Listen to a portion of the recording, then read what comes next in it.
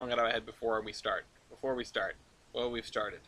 Hello, comrades, and welcome to another episode of Under Construction. Under Construction, that's the words, that's how you say them.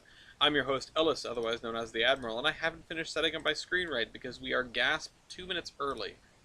This goes in announcements. And now, I should actually probably fix my screen. So, yeah, everyone, hello. If this is your first time here, welcome to the party, and check out our Steam Locomotive trading cards. Yes, you heard that right. At our website in the description, theironhorseman.com. So, oh, I had this zoomed out before. Can I do that again? I was kind of wondering if YouTube would even let me. Okay, zoomed out to 80%, I think. Oh, and now I can see the whole chat. Hey, Mopac. Alright, I gotta do that more often. Maybe it's...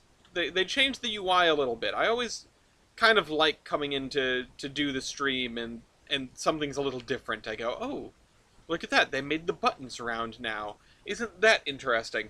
Anyway. I should definitely put something in this grassy area, but I don't want it to be, like, really grassy. And before I get carried away with that, let me set that, and you all know what we have to do before the stream officially starts. I already did the promo. I should also say the YouTube things, obviously. If you like it, please like it, and like it, and like it. Welcome back, Dragon. Well, right now we're actually just sort of getting ready, because I just started 2 seconds ago. So that means we have to not play Tetris.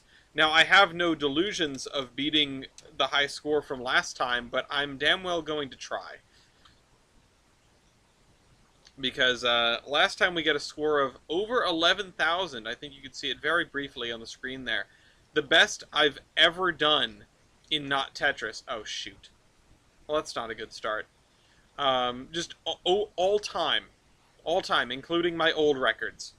I think the best I'd done before that was about 85, 8,600? Something along those lines. Yeah, we're playing that.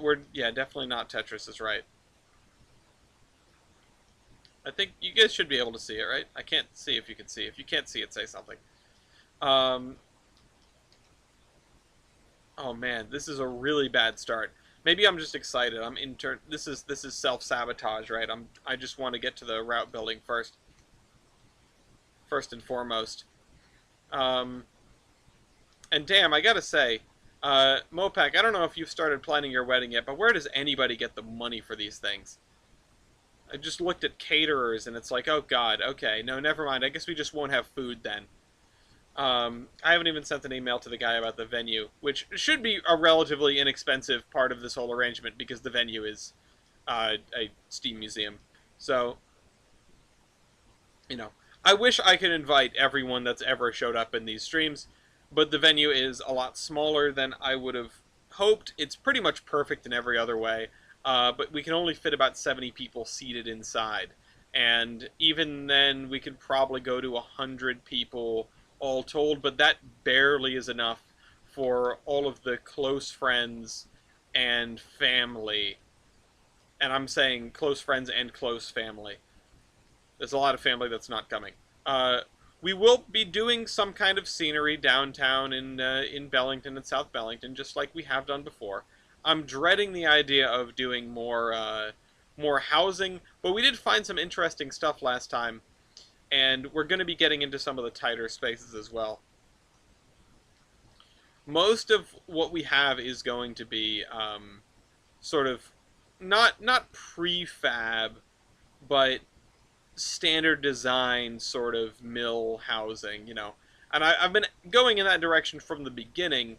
Not the full-on, like, 16 tons kind of slums where you never make enough to pay your way out, but something, you know, just regular mill housing.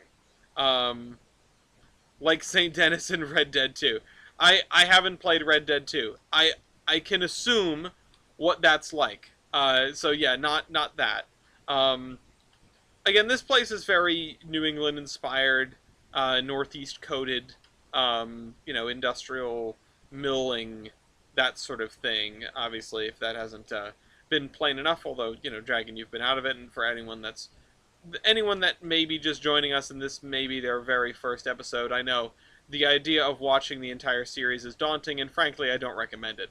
But if you really like the sound of my voice, then go ahead. It's the venue for us. Yeah, hello, Sherry Dunbar.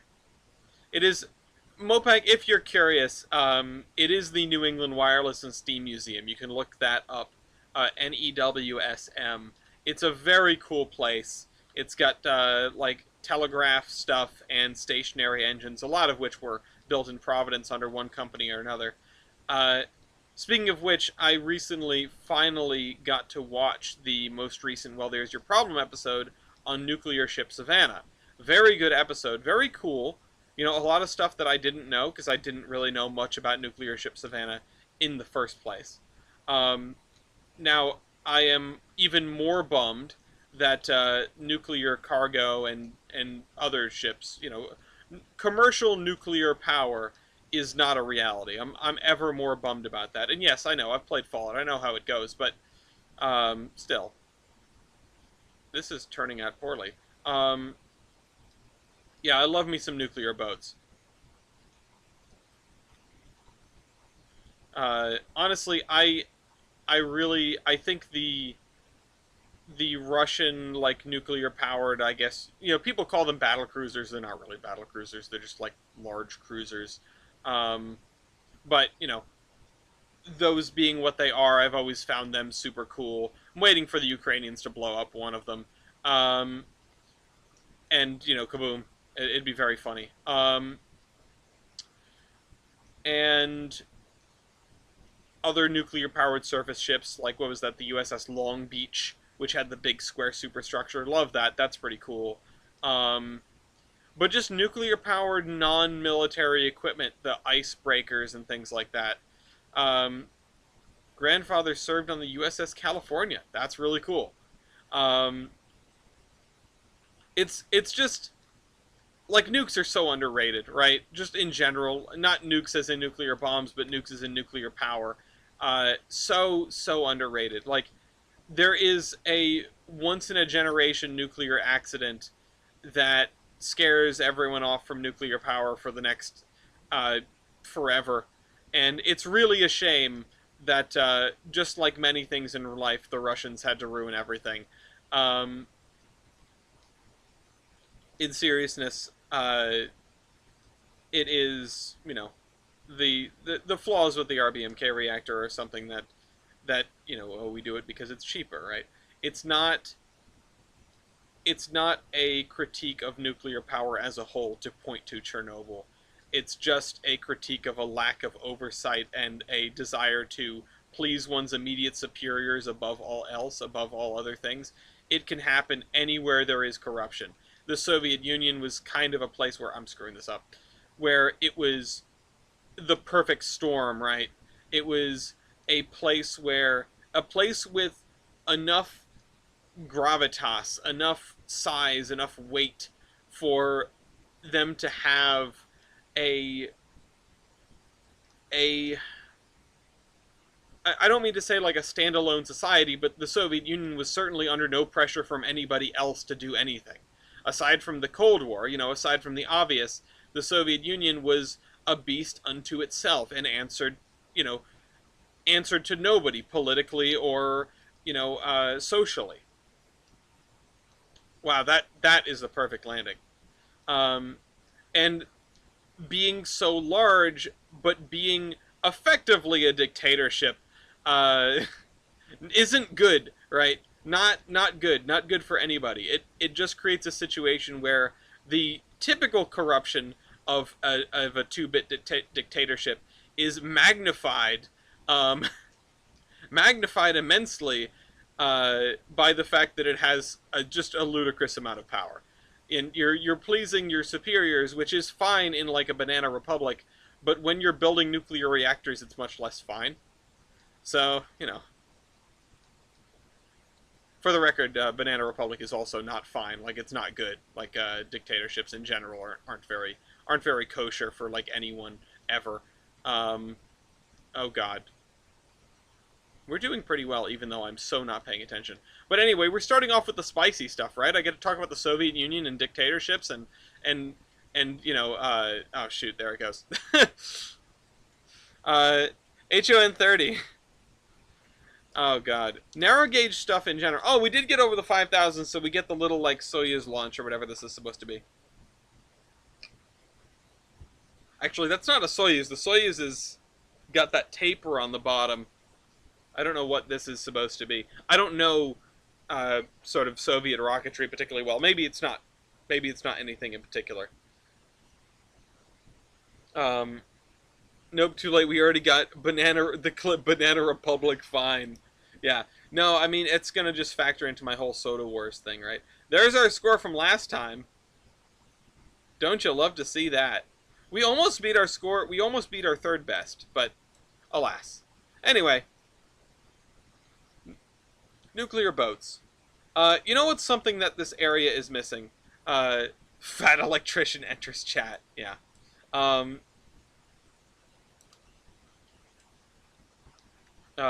Monkey Banana Republic. Oh no. Really should have kept my mouth shut. I like the way this is. Like, I did say that we should probably revisit this next time, this boulevard. This way I had figured it out. We're just going to jump straight in. But honestly, the more I look at it, the more I like sort of the weirdness of it, where you can't take a left. What is the lake? It's just a little pond. It's just a little pond. It's just a little water feature. Honestly, if anything, it would probably just be... it would probably sort of run out this... Or actually, no, it would probably run out through a line that's in the middle of this. So I should switch this to the other side, right? It's the equivalent... It's a runoff pond if... It's like an accidental runoff pond, you know? It was just a depression in the earth that was just sort of there. And it should, you know, outflow from here to here, which doesn't make sense because it's lower, but it's tied into this waterway somehow, which, like I said, I'd like to put some sort of, you know, the reason for this boulevard being the way that it is twofold. One, because they wanted a wide street that they could eventually connect over this bridge into North Bellington here, or just Bellington. But the other one was there would be sort of a drainage ditch in this street here.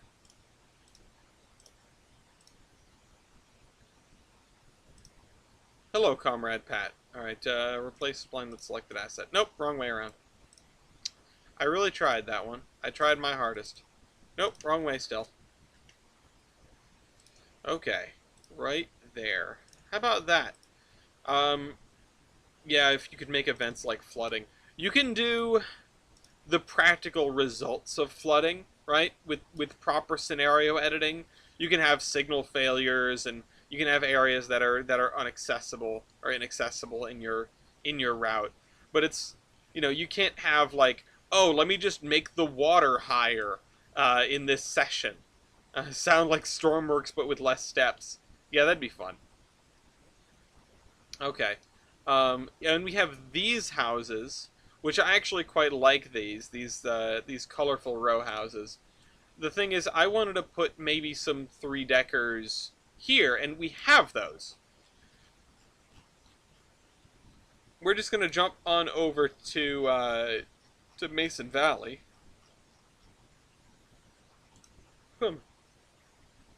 Back to Surveyor Classic also. And we'll grab some of these Boston 3-deckers. On this, you can almost call it a boulevard. It's a very wide street. I'm not super proud of Mason Valley anymore, but I'm reasonably proud of it. Every town I go to, I get happier with, which should really say something, right? You know, that's a good sign. You want to be moving forward in your work, and, you know, maybe maybe there are some areas of Pan Am that feel a little lacking, And maybe there's going to be some areas of Bellington and South Bellington that are going to feel the same way, but maybe it's recency bias, but I am more proud of these places than I am of Olive. And that's not to say that Olive was a bad place. Olive, I think, was actually quite good, but, you know. Now, the other thing I need to do is I need to add more crossovers to this, I think, to let trains get over to this side here. And that's because in the rare event that we would have a train that would go from here, either the local or express tracks,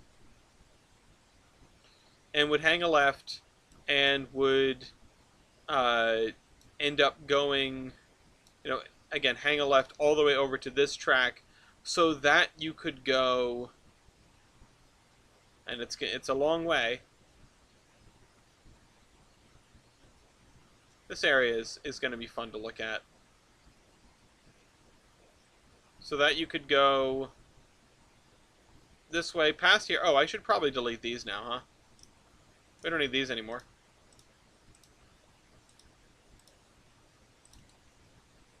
This way, keep going. We are getting actually close into Bellington now. And then take this switch, right? Run through the yard, which I don't know what track in the yard would be the through track. And, cross the extremely obnoxious railroad crossing here, which I don't know what to do with in terms of sort of equipment. This way, through here, and out towards the plains. Now the problem is, you would have to pass through, not the main freight yard, but what used to be the main freight yard for Bellington and South Bellington, which is a little bit weird for a passenger train to have to do.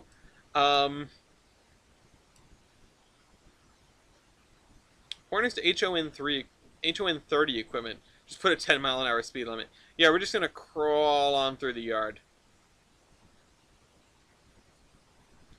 But it would just be a question of, okay, is there one train a day that runs from the fields down there all the way into the city of Jefferson up that way? I don't have the answer to that. I don't know if there will be. I don't know if I'm going to do that. But it's an option I'd like to leave open. So I might as well throw those in there now. Now, I do want to go through and do a lot of spiffing when we are done with the segment that we're working on. And I'm talking about going through and making sure that all of the names are up to snuff in terms of the names of switches, the names of signals, the names of the track marks, but we might be paring down the track marks substantially. We probably don't need to. We don't have that many. Like, part of me wants to pare down the track marks, but it's not necessary. Hold on. I need to do 1, 2, 3, 4, 5, 6, 7, 8, 9, 10, 12, 13, 14, 15. Okay. Well, hold on. 1, 2, 3, 4, 5, 6, 7, 8, 9, 10, 11, 12, 13, 14, 15. Now, how much space did we lose going this direction? The ratio of steam to diesel is an interesting question. I love the answer yes to no. 1, 2, 3, 4... Wait. 1, 2, 3, 4. So here. And it's one that I'm not sure I can even necessarily answer with a straight answer. 1, 2, 3, 4, 5, 6, 7, 8, 9, 10, 11, 12, 13, 14, 15.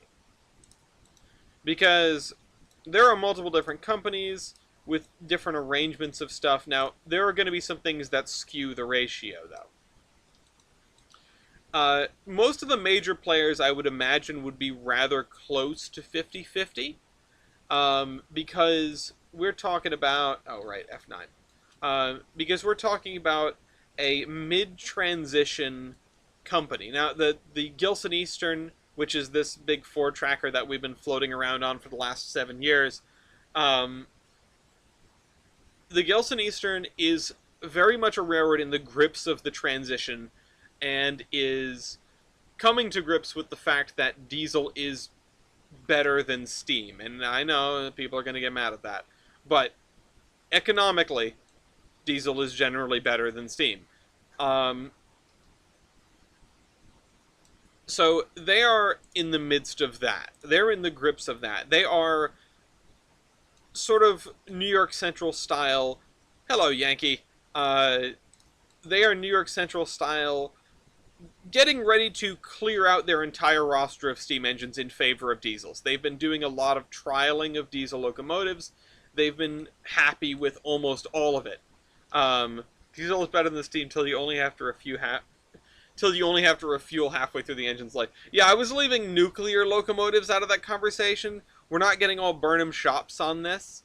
But no, your voice is heard. But no, Steam was destined to be replaced. It was just a question of when. Yeah, I mean, the economics of Steam are difficult. And we had a conversation about this in the server not too long ago. Just it was not explicitly this. It was sort of a conversation about technology on hypothetical developing planets, which was a really, really fascinating discussion. I enjoyed the hell out of. But use funny rock to make vape water. Yeah. It's all steam. All power is just steam. Okay, there we go. Alright, so we have that now. Yeah, what the hell was I saying? We need another way into here as well. Probably gonna have to do the same thing. The Gilson Eastern is a railroad very much in the grips of transition. It has no delusions about what its best option is when it comes to keeping the profitability up, and that is, that's the most important metric that they have. Oh, and I realized I've been using this ballast, so I'm going to keep using this ballast. So they don't have any shortage of steam locomotives, but they are definitely getting ready to replace most of their ops with diesels. And honestly, going forward, I might want to lean into that a little bit harder. It would be curious for me to try and replace a lot of our steam-powered trains, our steam-powered services with diesel power. And no, Yankee, I don't disagree with the sentiment that Steam still had potential, but I think ultimately how to phrase this exactly? I think ultimately the economies of maintenance would have caught up with Steam sooner or later. It's not, it's not hard to necessarily imagine a world in which steam power thrives for a lot longer with projects like, with real life projects like the Red Devil, sort of lending credence to the idea that, hey, yeah, no, like you can squeeze more life out of a steam engine if you really want to, if you really try. And the economics are there, especially if coal remains inexpensive. But the problem is multifaceted.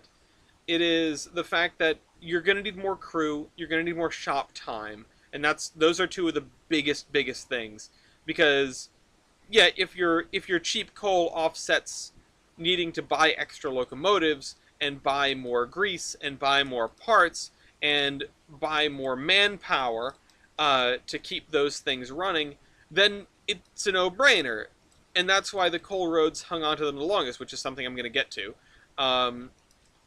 And there was definitely room for steam to go up from where it was, from where it died. There were plenty of promising experiments, but I don't think any of them were promising enough to stop the inevitable. Um, yeah, American engines were underpowered for their size as well. Like, if you were to take the energy density of some of the later European stuff and put it on the frame of a Niagara, you would be you'd have a hell of a steam locomotive. You'd have a monster, um, and that's not something to shake a stick at. That's not something to shy away from. But the thing is, the complexity of doing something like that would almost certainly outweigh the benefit. Like the cost of the complexity, the manufacturing the manufacturing and continued manufacturing of those parts. Because let's face it, there are a lot of wear items on a steam locomotive. Um, you can whittle that down, but still, um, it can be a lot, um, and needing firing and things like that, needing you know more. It's just everything I just said. I think that there is definitely some merit to the idea that Steam had more legs than it was given, but it can't be that much more. And if you pair Steam against early diesels, then yeah. But if you pair Steam against what ends up coming modern diesels and things like that, and the one most important thing that steam locomotive that where steam locomotives sort of falter in the face of diesel traction is that personnel cost. And it's not even necessarily talking about shop personnel. We're talking about personnel behind the throttle. Because if you need 10,000 horsepower on a train, yeah, you can grab a Q2. Or if you need 8,000 horsepower, let's just use it as a metric of reference. If you need 8,000 horsepower on a freight train, yeah, you can grab a Q2. But Q2s are expensive to build, expensive to maintain, very, very complicated pieces of machinery. And that's not to say that internal combustion is not. Internal combustion is very complicated as well. Um, but you're probably not going to have an 8,000 horsepower steam locomotive just kicking around. What you might have are, let's see, 1, 2, 3, 4, 5 SD9s. 8,000 divided by 1,500. It's about 5.5, 6 SD9s. Oh wait, SD9s were how much? I thought. Hold on, SD9 horsepower. I'm going with 1,500, but that's like an F unit. Okay, 1,750, close enough. Anyway, point is, you can smack as many of those together, and you only need one guy to drive. You only need one guy to drive, not just one unit, the whole damn train. And that's a benefit.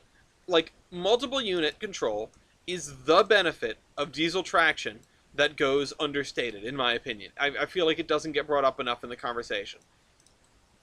Being able to have however much horsepower you want for the cost of one locomotive's crew is almost insurmountable. And it can only really be beaten by roads where your fuel is really cheap and plentiful, and your engines are effing enormous. And that pretty much narrows it down to the Norfolk and Western.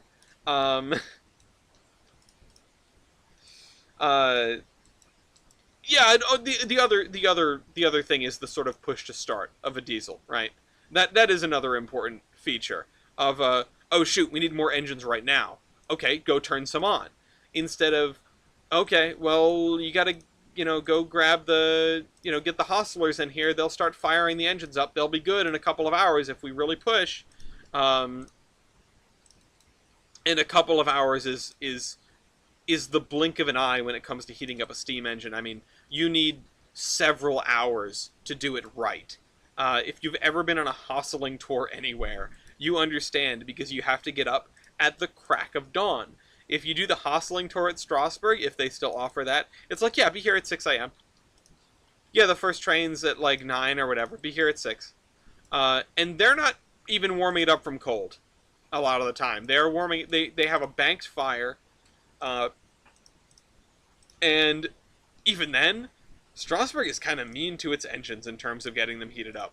Like they get the fans out. They really get those things warmed up as fast as humanly possible. Mostly because they are a railroad that can absolutely afford to just break an engine and then fix it themselves. They're one of the premier, steam shops in the country. They may not be the premier anymore, but they're still up there. There's a reason they keep selling injectors to people if they're still doing that.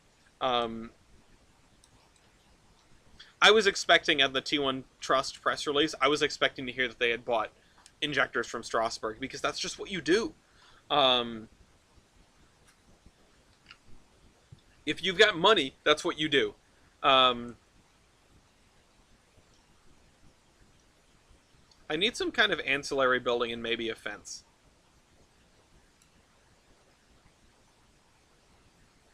Yeah, hold on.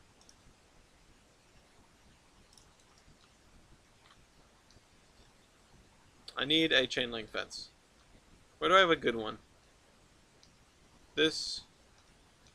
This is a... No, that's not a very good one because it's damn near invisible. I'm just realizing that there are no... There are no poles in that chain link fence. That's why it's invisible. Um, the 475 is having issues with the boiler. I'm sure they will have that fixed in relatively short order. Um, at this point, Steam is only viable in a small setting if you're having less than 10 miles total of track. I feel like this is a weird place to draw the line, but I see where you're coming from. Uh, Steam perseveres on short lines, or persevered on short lines, because the economies of scale matter less, right? Because you're hauling less stuff, so you don't get that benefit of, well, we need 10,000 horsepower, let's just throw a bunch of locomotives together, easy peasy. If you're a short line and the most you're hauling is a dozen cars, then yeah, obviously you're not gonna worry about that. That doesn't matter to you. Um, but Steam also persevered on short lines for another very important reason, which is capital cost, because brand new locomotives are expensive as dicks, and you know, I had to scrap the child labor outfit. We ended up getting tickets on the 3 o'clock. So we're gonna be on that. I'm not gonna dress up. I'll be a photographer. I'll get off. Um, Starting from a state railroad setting too, with home built engines. Well, home built engines, you're opening a whole other can of worms with boiler certs and everything like that. As state railroads, at least you might not come under the fire of the FRA, because if you're doing an estate railroad, it's all on private property and you don't have to worry about public crossings. That's always a benefit. Um, you know, it's a question, like, the word viable is a really mushy term in this context, because I really, dollars to donuts, right? Like, looking at it from a purely objective perspective, if you're starting with nothing, I don't think the Steam is going to make the most sense. It might still be viable. You might be able to make enough money depending on what you're carrying and how much you're carrying. Um, you do come under state and local law regarding boilers, yes. Um, just the FRA is another whole can of worms. Um, it is the kind of thing where you can get away with it, right? And I'm not talking about getting away with it like getting away with breaking the law. I'm talking about, like, if your economies of scale haven't kicked in, if you can get cheap fuel, if you're running the railroad with minimal personnel anyway, so it doesn't matter. It doesn't matter what you might need, or it doesn't matter if you've got everybody serving double duty. It doesn't matter if you're having to have 3 crew or 5 or 10. Uh, that's probably not going to break the bank. It is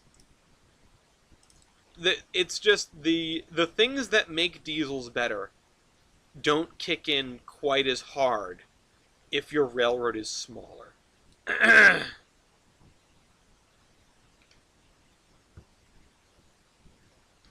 Could the 4014 pull a cargo train? Ooh, I wish Sam was here. The answer is absolutely yes, they could. If the Union Pacific wanted to do it, they would do it. And they keep talking about it because hype. Uh, but of course, there was famously an instance of 4014, I think it was last year or early this year, um, saddling up behind a freight train that was stalled on the main line and giving it a nudge in the direction it needed to go, sort of getting it going again. Really, really cool moment. Was captured by one of the folks in the server, among other people, of course, among many, many other people. Um, but it is the kind of oops, I missed completely. It's the kind of thing where yeah, absolutely. And if UP wanted to take 4014 out and just like throw it in the regular engine roster and be like, yeah, okay, yeah, like you're crew of like this stack train, you're gonna get the big boy today, have fun. Like U.S. Sugar does that sometimes, or at least they did when 148 was a little bit closer to its prime, I guess. 148 was uh, like a little bit fresher off the lot rather. Uh, now I think they're saving boiler time a little bit, but I don't know. I don't know U.S. Sugar very well. If East was here, he would probably know. East or Siebes. The the thing is, a locomotive's a locomotive at the end of the day. They have different capabilities and things like that, but a locomotive's a locomotive. You can pull whatever the hell you want with it. Um, Famously, the Challenger 3985 pulled a stack train, I think it was, back in the 80s? 70s, 80s, 90s, somewhere in there. I don't know exactly when. There's a video of it floating around on YouTube. I'm sure you can find it. Um, do it after the stream. Um, but yeah, the thing is, the only reason they wouldn't do that is because running the big boy is kind of a pain. It's a PR tool and not much else. It costs more to run than like anything else in the fleet because there are no economies of scale. Because you need to provide it. You need to like preordain coal and water stops. You need to pre-plan those, or not coal because it's oil, but the oil conversion was done for its return to steam. It was the 90s or 89. Yeah, that makes sense. The video footage is so bad it makes me want to say the 70s, but I know it's later than that. I don't know when 3985 was the excursion star. It was a while ago. I'm gonna put some trees in here, I think. Or actually, we could probably add some depth by adding some shrubberies. Yeah, let's do this over here. Actually, can we add like an abandoned building in the weeds here? Let's see. Oh, right, I wanted to do this. Let me just put one of these down over here as a reminder. A reminder that dreers are still possible.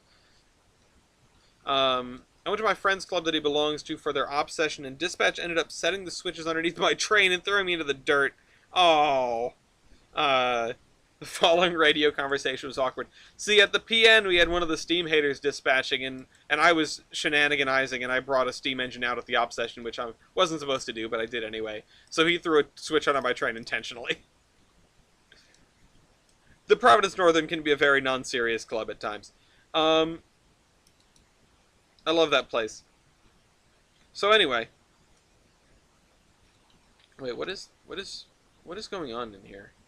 What is with the shape of the building? I've never seen a silo like that. But anyway. At least it was an honest accident, right?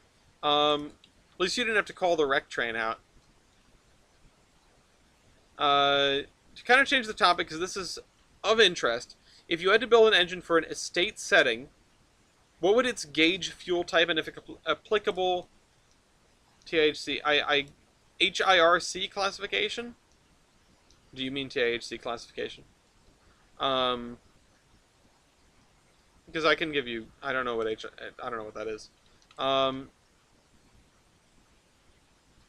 But that's a good question. If I had to build for an estate setting, it's really curious that you say for an estate setting, because I'm not sure what the requirements for something like that would be.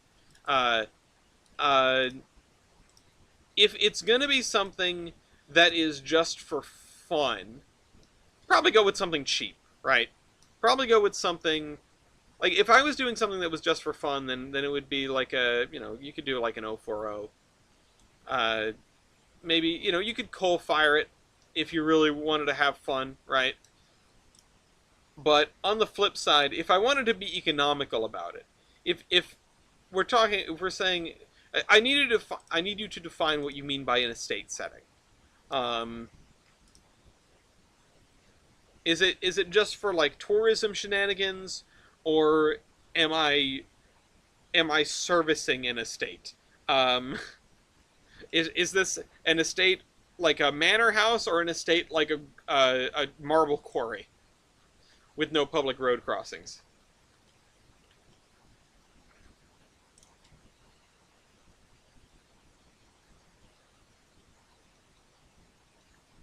I'm looking for what to bring up here. Whoa, that's cool, but way too big. Also, it looks bad. Um,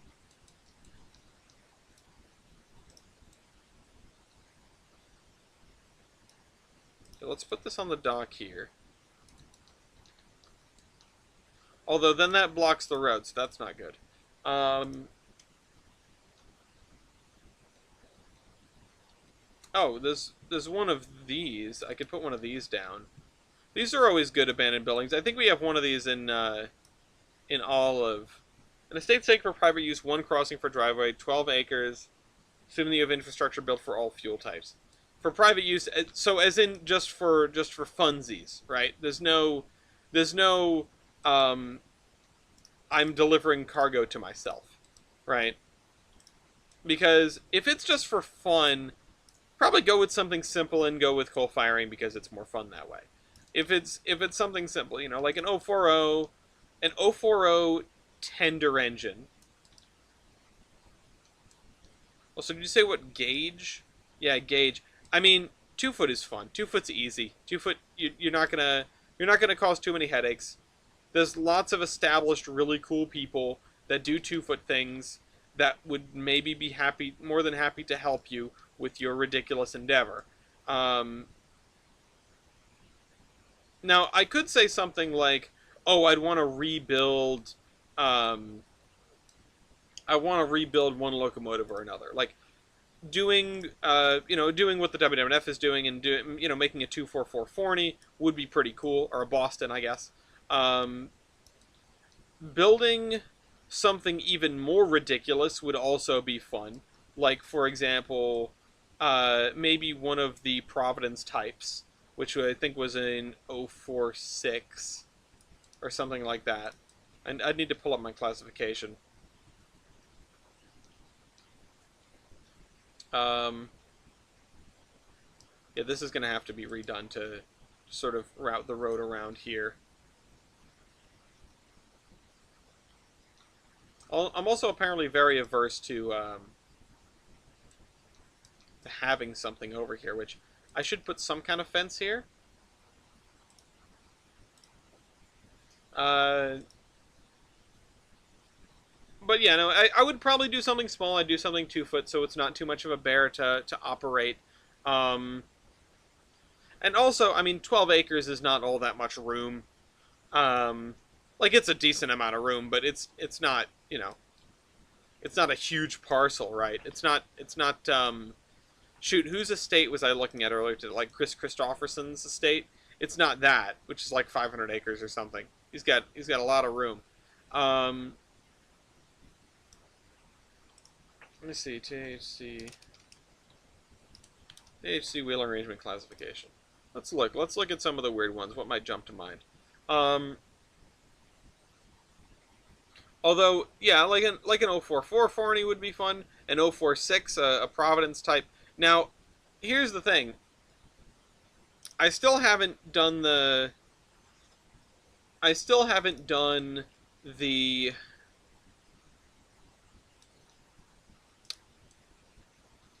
figuring with regard to Uh, hold on. That's... I still haven't done the figuring with regard to how bogeys work, and I'm leaning towards the sort of 0406 kind of thing. Now, the thing with a Providence type is I don't know if the ones that were predominantly Providence types were... what the heck is this? Okay. Uh, were predominantly bogeys or not. I would need to look into that. It's something that I don't feel like figuring out right now, and I'm not looking into figuring it out right now. Is this floating? What? Whatever, go this way. Break that spline point right there, and then pop... Come on, you. Why can't I... Oh, okay, because it's right in the same spot.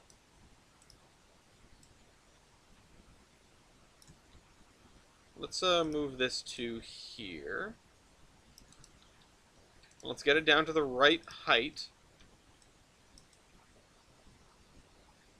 Yeah, honestly, an 044 and 046. An 046 would be really fun.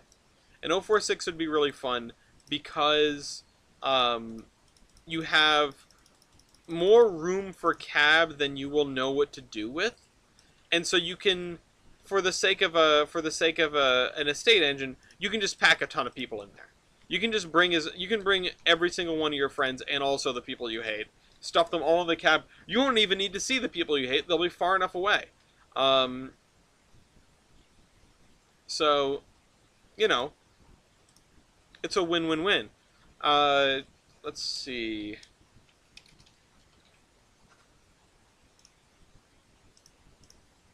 Ooh, derelict table,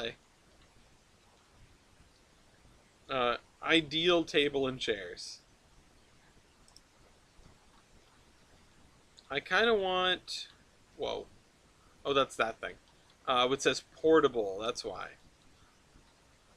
Sussex garden table. You know what? I might throw a couple of these out here. They're going to appear underneath.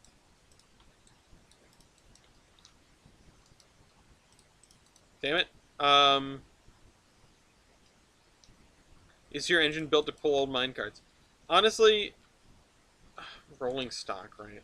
Rolling stock is a headache. I'd probably set it up with knuckles. I mean, especially if I'm doing 2-foot. If somebody wants to bring in in something to play chooch with, then I want it to be as compatible as possible.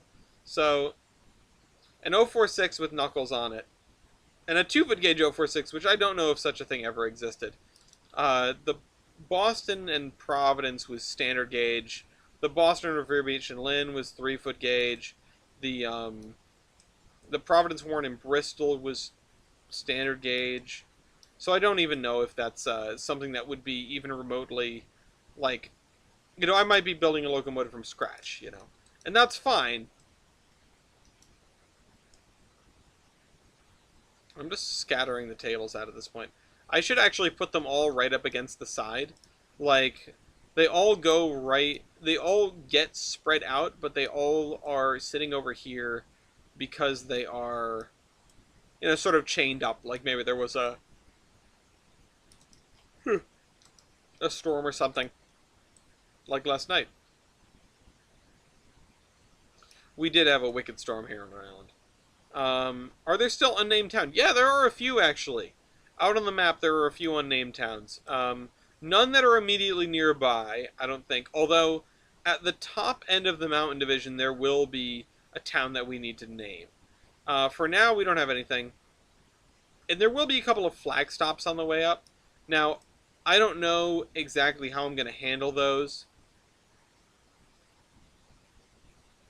Because even on the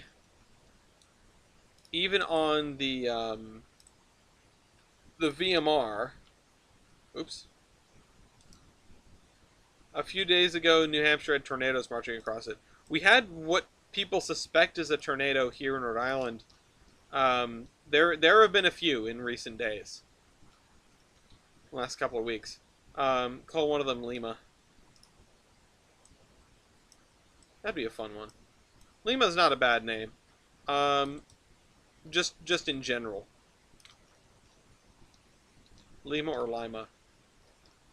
I actually prefer Lima, as in Lima balls. Okay, let's actually sink them into the ground just slightly. These are your corporate office party tables, which I would assume that this like newish building would be sort of the offices for some of the things on this pier. And I actually wonder if, you know, it would be kind of baller if I Lima Locomotive Works hosted the Klan for a time. Well, you know, I didn't really like them anyway. Now the Burks are racist. Great. Okay, let's do this. I want to leave that sort of free, and actually I think I want to add something that's a little bit less dirty, because the idea is, just thinking about it, if you're sensible, who does? Damn. I mean, never mind. I'm not gonna split hairs on that one.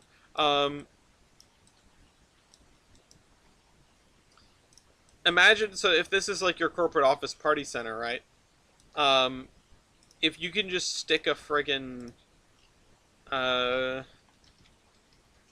that's an Airbus.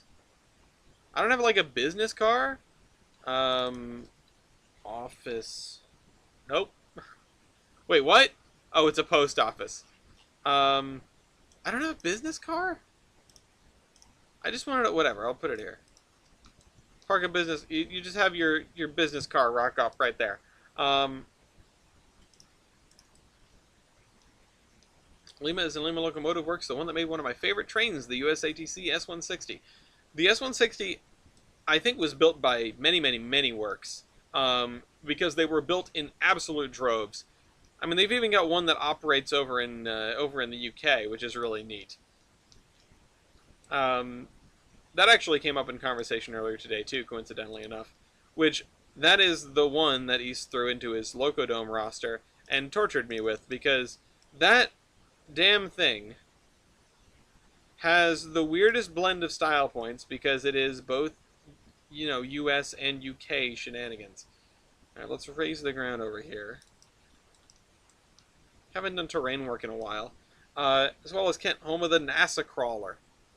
And Wapakoneta, home of Neil Armstrong, and Dayton, home of flight. I thought the home of flight was in North Carolina. Just kidding.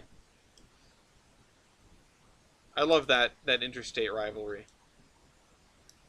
Okay, let's do this. Okay. What to do next? I mean, I don't know what the hell to do. We've got so much of this done, and so much to go. Okay, let's look at the three-deckers again. Let's see if we can fill out some space. I'm back to ruin your road-related day, says Mason. Appreciate it. We were just talking about your favorite place, Ohio. Okay, so I'm gonna throw some three-deckers down here along the sidewalk, along this edge here, because I don't know if adding more commercial is the way to go, but I don't want to put necessarily row houses, and I kind of want an excuse to use the three-deckers, because I like them a lot, and I wish I had more stuff like this. Rapido advertising the S1 with a Lima builder's plate. Sell it as Baldwin. Was the S1 built at Baldwin? I mean, I wouldn't be surprised. I would imagine so. They were the most capable works of doing so. It's just, whenever there's a weird Penzi thing, I have to stop and think, okay, did they build it themselves? Because the PRR did an awful lot of that. They had an outrageously capable works in Altoona, and it's still a fairly capable, it's still a very, very capable shop. Uh, but it was, it was so damn good that it rivals the output of like actual dedicated locomotive works in events. You'll see it if you zoom in. That's not great. I assume that's just what they had, but that is a weird oversight. Um,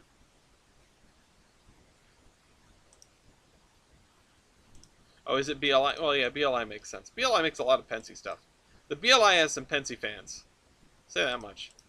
Um,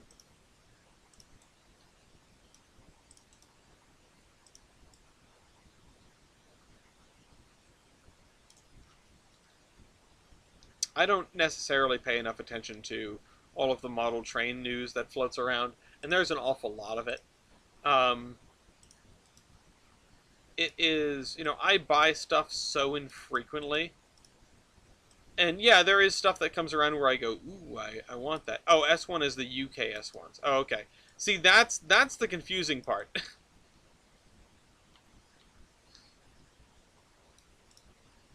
UK S1s. What is the S1s? More imports, I assume. Aren't we getting a model S160 as well? Okay, let's do this. I think you might be confusing the S1 and the S160, Orion. Okay, so I've got 5 of those lined up pretty close.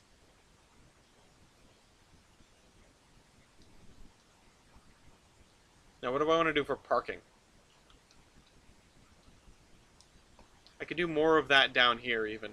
I mean, I could throw down some corner stores and then go back to this. Because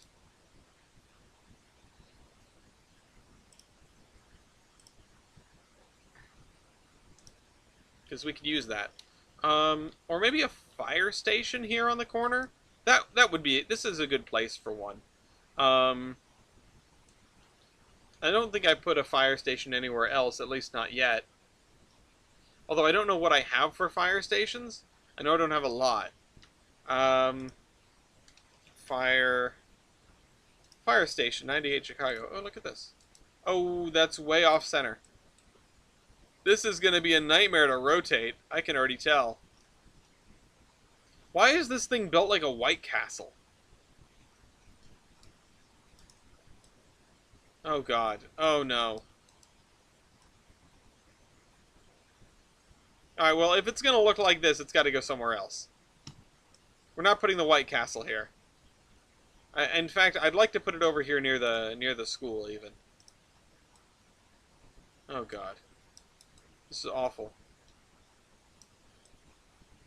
Don't really care. Okay. Orion, it's not very cool to say don't really care about just getting something factually wrong. Apologize and move on with your life. Learn a thing or two.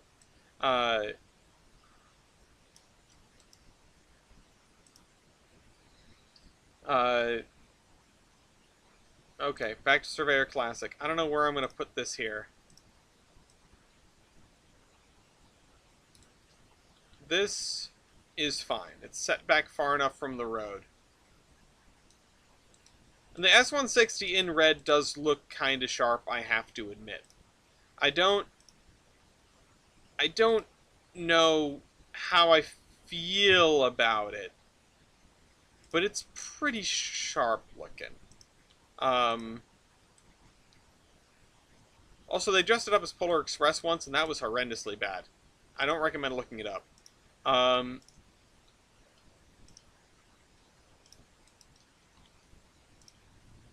Okay, let's see. We need the one with the sidewalk on the one side,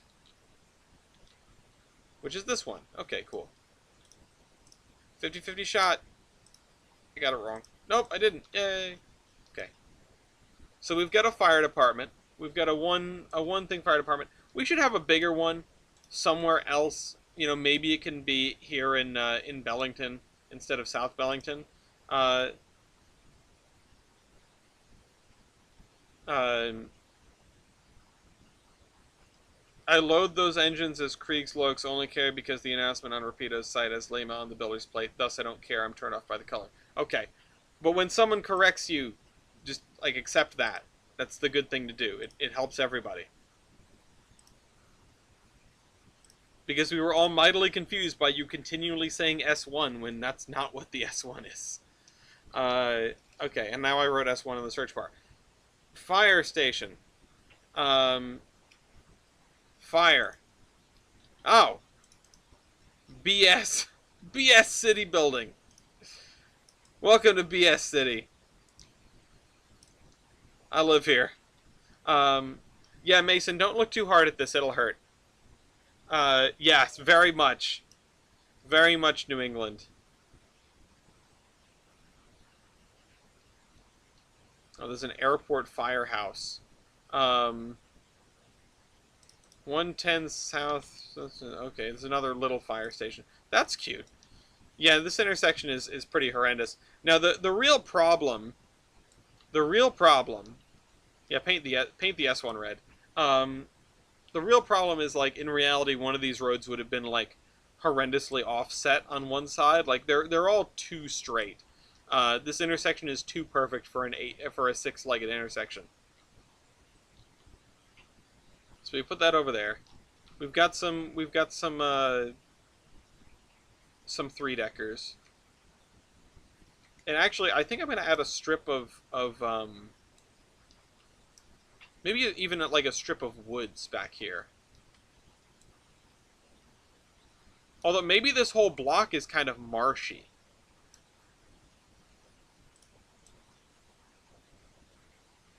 Interesting.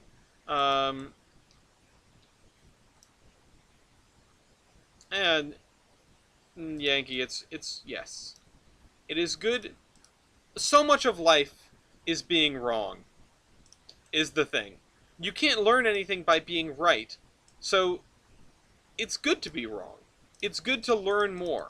I try to go into conversations, I try to go into disagreements, trying to figure something out about what's going on. Trying to learn a thing or two about how I got in, and about the disagreement in the first place, about things I don't totally understand, things that maybe I can never totally understand. I mean, people make that old joke about the news. Oh, you're either uninformed or misinformed. But on some level, I feel like that is true. On some level, I feel like we will never get the full picture of pretty much anything. Even situations where we are, sometimes even less so, situations that we have physically taken part in. Because memory is so fallible, and because perception is so fallible, and because, like, we as, individuals can't see every side of a conflict. We might be able to see our own pretty clearly if we were there, but other than that, who knows? And that's a pretty big might. It's nice to be wrong. It's nice to have your understanding of the world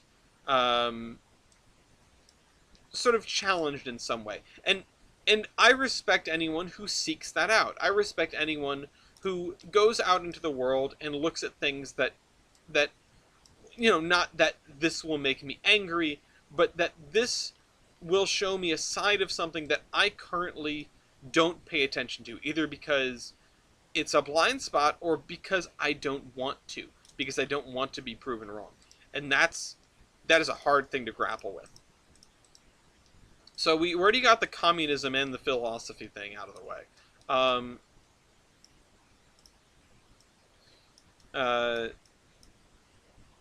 So let's, we've done socioeconomics. I mean, I started off pretty strong with nukes. Again, nuclear things, not nuclear powered things, not nuclear weapons. That's a difference. Okay, so now we have a nice big water feature taking up this whole area. Not really what I wanted. I didn't want a ton of water, so we're gonna sort of dial this back as much as we can. Um,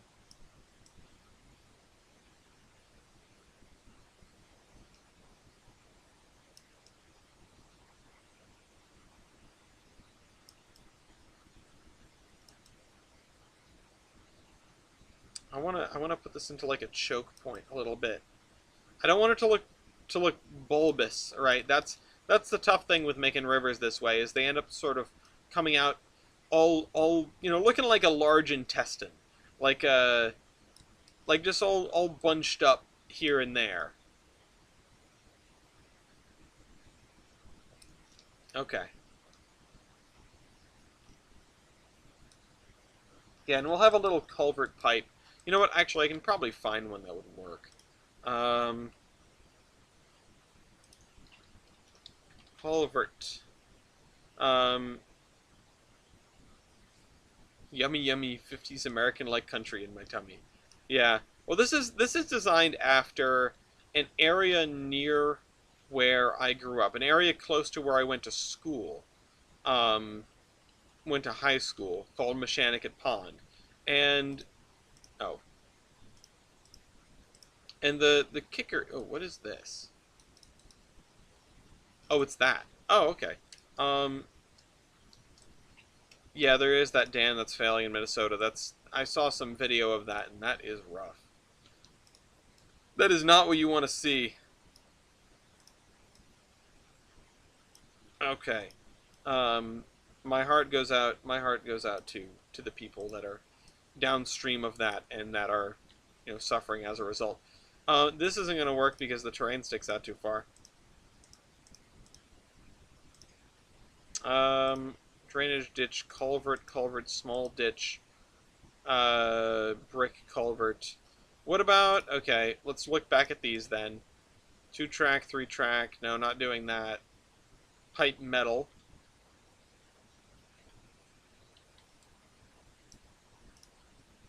What about this?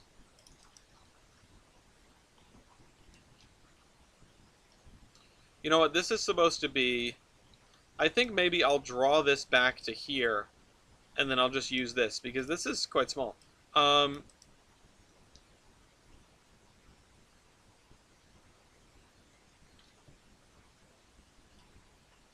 Seems to me like any dam built prior to a certain date as of late seem to be either getting removed or removed without human intervention. Yeah, I mean, dams require a lot of upkeep, and they are sort of a silent killer. They are not the kind of thing where a layman could walk around them and be like, yo, that's not good. Because for the most part, everything leaks, right? In general, everything leaks. That's an adage in engineering. Um, so if you see a dam that's sort of letting a little bit of water through, that may not be a cause for alarm, or it may be. And it's it's one of those things that it is absolutely requisite to have trained professionals inspecting your dam, but water control in general is something that's so passe to so many people because it's just like, yeah, it's water control, it's a dam, it sits there, it holds back the water. Like, what do you mean? It's a pile of dirt. What do you mean I need to spend money on getting it inspected? Um, and thus the Johnstown flood happens, right? Um, it's not it's not something that you can be lax about, but it's something that is such an out of sight, out of mind thing because especially some of these smaller dams, they just sit there. They're insidious. You can barely even tell that you've got a dam present in some cases. Now, that is not the case with this dam failure. If I remember right, the municipality had a vote to either repair the dam, upgrade the dam, or to destroy the dam, to remove it. Removing it was the much costlier option, but obviously less money in the long run because you don't have to pay to maintain a dam. Um, but both of the options were deemed too expensive, and so they did nothing, which is a great sign because, obviously when you leave these things alone, when you just straight up ignore them, they get better all by themselves. They just get better. Um, so, my point is if you have a dam, don't do that. get it inspected and pay attention to it. It needs your love and attention. Um, it's a pile of dirt. Why do we need to get it inspected? Contractor that signed a contract to get paid to make an inspected pile of dirt. Um, uh, yeah, you need geologists. You need people that can pay attention to, like, if there is, an inappropriate amount of scour, or there is well, scour isn't usually a problem with a dam. That's more of a bridge thing, I guess. But water seepage around the dam, under the dam. I'm going back to, like, the Vajont Dam disaster that they did. That's probably the best dam. Well, there's your problem. A dam related. Well, there's your problem. Um. Anyway, I will say though that the one that is Yankee. I do want to talk about your thing, by the way. Don't think I missed it. The one thing that's also sort of unusually problematic in this case is the fact that there was debris blocking the spillway, which had, like, just rocked up because of the flooding. And to be completely honest, I don't know if there could have been much done to save this dam in the first place. It was kind of a perfect storm. Yeah, sedimentary buildup on the upstream side is an important thing as well. Let's see. Let's put in.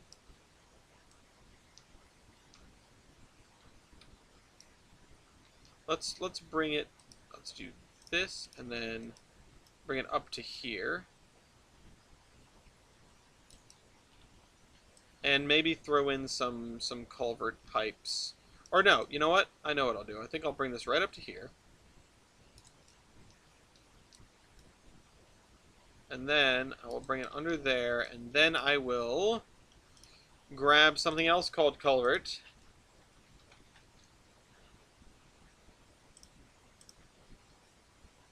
Culvert large. Nope. Culvert large. Hello, Mew.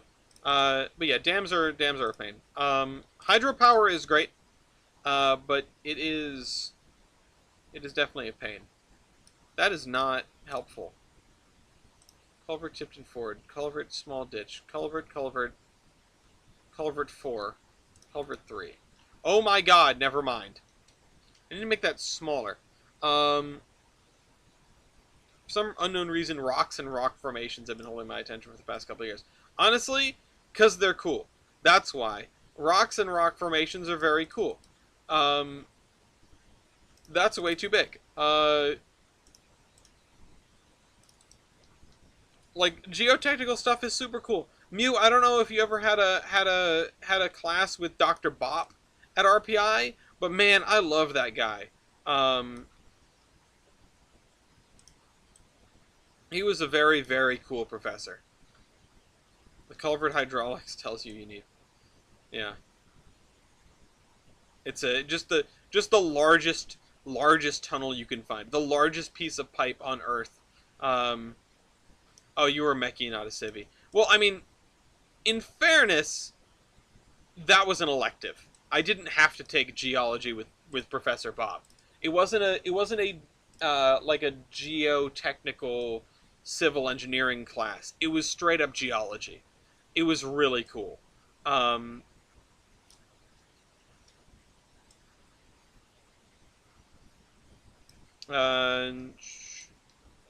Myron Cook breaks down these topics into fun lessons. I will have to keep that in mind because I'm always in need of more, like, edutainment to keep me busy at work. I did work on a project where the recommendation was the biggest box culvert size they make. Only other one in the state. I can't remember where the hell I was, but I was with Gloria, and we drove by a culvert, and I was just in awe. I was like, oh my god, that's got to be the biggest culvert I've ever seen. I can't remember where it was, though. It might not have even been driving. It might have been on one of the trains in Colorado. But anyway, Yankee said, if I ever get around to actually working on my home layout, I'd like to make a Rhode Island-styled early interurban steam-era layout, which is a really cool thing to do. Not just because it's Rhode Island, which is fantastic, but it is Stephen Colbert. It is, oh, what, grab height. Like, early Steam interurban is probably, what, just marginally pre-turn of the century, because you didn't really have the concept of an interurban necessarily too long before that. No, yeah, I mean, we're talking like 1880s at the earliest, probably 1890s, 1900. Latest you're looking at is probably 1910, and then you're getting into an era where electric traction is getting more and more uh, present.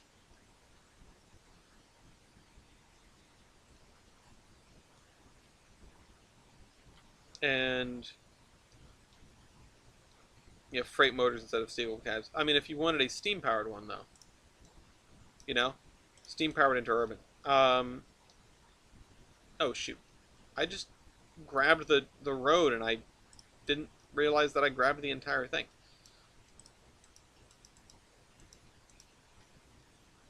Um, oh, and you know what? I did it. Was it supposed to end there? Did it end there? It did end there. What am I saying? Um, Steam Dummy, yes. Steam Dummy would be a great locomotive to have on something like that. And honestly, it'd be a really fun kit bash. I don't know if anyone makes a kit of a Steam Dummy, so it would have to be something that you could throw together. You know what? I bet there's like a Japanese version. I bet there's like a Japanese kit bash for that. Um, or a Japanese kit for some kind of Steam Dummy. And then you could Americanize it. Just seems like the kind of thing they would have. Um, okay, grab this. And then... Wrong way. Yeah, get an 040 and modify it into an 04T inside a box. The other thing you could do is you could have some really cheeky, like, street running stuff. Or not street running stuff, but street running or interurban geared engines is what I was sort of getting at. You know, like a West Side Cowboy or Union Freight Railroad to Boston sort of stuff. You could also go full Claremont and Concord at one end and just have some absurd, ridiculous gradients that are on the street to get up to an industry, right? I don't know how much industry you'd want to have on, and in, you know, if what you're doing is a primarily passenger centric layout, you might not want to get distracted with too much freight service. But having some freight service is always a fun little piece of intrigue there. Can't recommend M. Peter LL enough when it comes to layout design videos. If you want to check out his stuff, he's a friend of the pod, unofficially because he doesn't know who I am. But I love his content.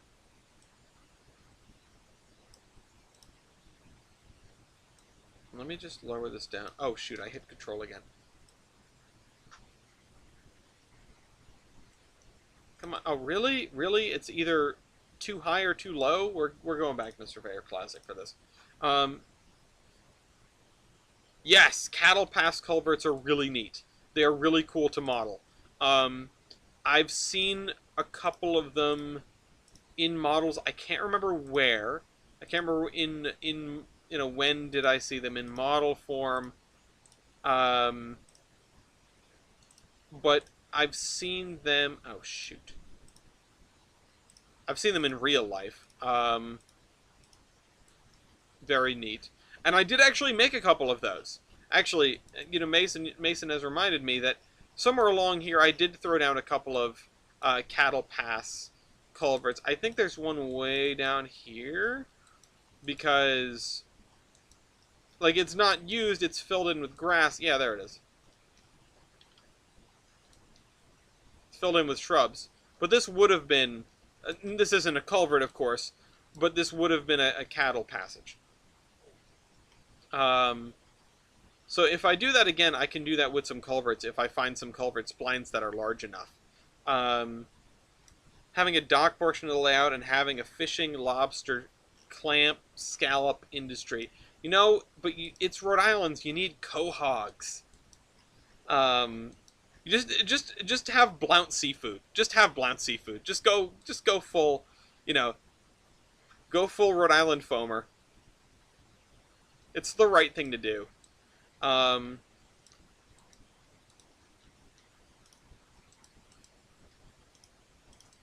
but yeah, I mean, having a harbor scene is always really nice. It depends on how much space you want to have.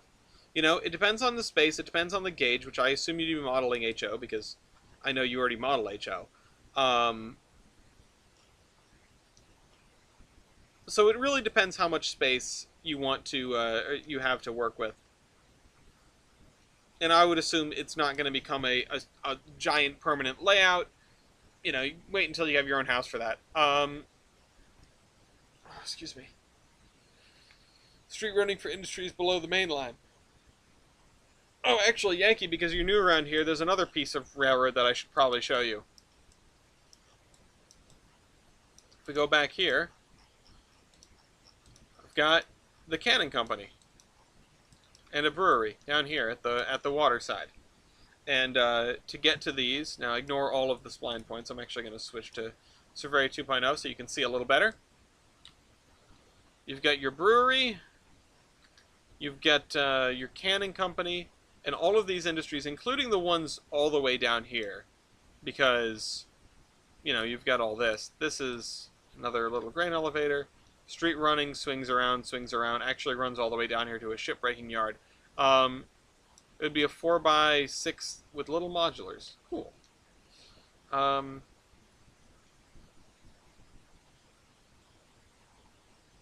It comes under the railroad here. This is just what I wanted to show off, because I don't think Yankee has seen this, and I'm not actually sure if Mew has seen this even. This is a little Bridgeport-esque. Wasn't on my mind when I built it, but it's definitely relevant to that line of thinking. Okay.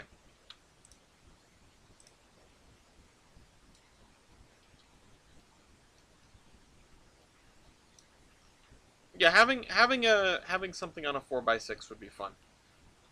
Um, okay. This started with me wanting to have some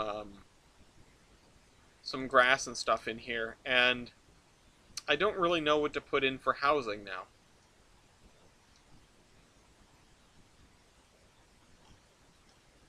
I'd like to adjoin these to something, but these are almost a little too nice for what I want to do. They also don't have texture on the sides aside from blank brick walls, which I'm not sure if that's a good thing. And I kind of just want to put them here along the boulevard.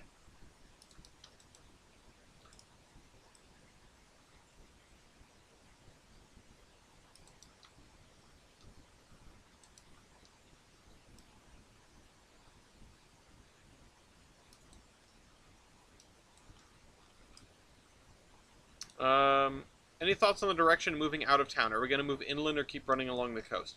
My next move... So we've got a few options, right? You can go this way along what's effectively the coast. We're pretty far from the coast at this point. We're getting to be maybe not as far as we get, but decently far from the coast. And that's an option. You know, we could keep heading down the main line towards Raven Bridge, which would be another really cool stopping point. It's the only time where the 4-track main line narrows to 2. It goes through a very long tunnel, which is sort of the in-world equivalent to the Hoosick Tunnel. The other option is we can go this way. We can go into the fields, right? If we want to sort of work on the relatively disconnected Granger part of the route, then we could go in that way. But my goal is closing loops as fast as we can, which is not very fast, but my goal is to close loops, which means that the behind door number 3 is where we're going. This right here, Mason's playing Factorio. This right here, the mountain division, is I think where we're going to go next. And it's going to curve up this way, and eventually it's actually going to meet with this line. If you can, I don't know if you can actually see my cursor. Somewhere out there in the void. So this line is going to sort of come out here, keep climbing and curve to the south, and this line is going to wind its way up into the mountains and on what is effectively a very long sweeping curve to the southeast.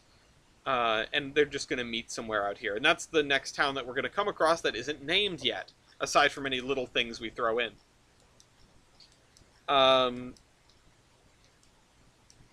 Sorry, I just need more water for a sec. So we're going to try to close that loop as best we can. It might not be the best for logistics, but it's going to provide a little bit more intrigue in the railroad side of things, because it means that you could, in theory, run a full circuit. Well, almost. You could have a point-to-point including Olive. You could run a line. You could run a train in Olive, run all the way down the main line out to here, hang a left. Yeah, you would be able to do that. Hang a left, go out to the unnamed town, hang another left, come down through the Volga Mountains Railroad and where Skip is right now and back down into Olive. You could run what is almost a full circuit. You'd be facing the wrong direction at the end of it, but, you know, whatever. You're pretty close. Yeah, and then Aaron can include it in the next version of Trainz. Yeah, Trainz 2053. So... Oh, I did kind of include the Projo-esque switching here, so that's something.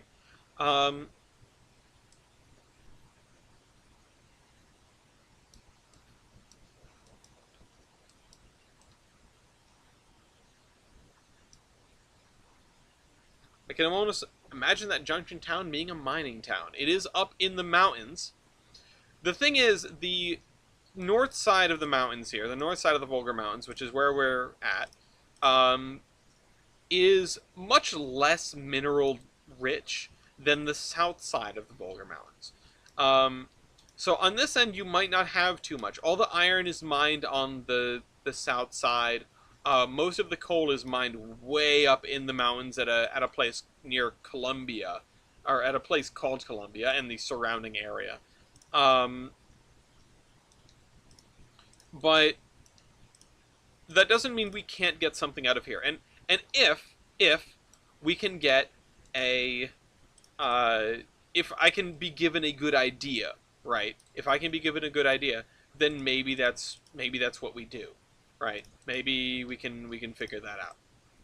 I don't know what they would mine up there. I don't know what we have the assets for. Although I can look really quick. Lead is not a bad idea. Lead is maybe the first thing that came to mind, even. But if I look at this, if I look at what we've got,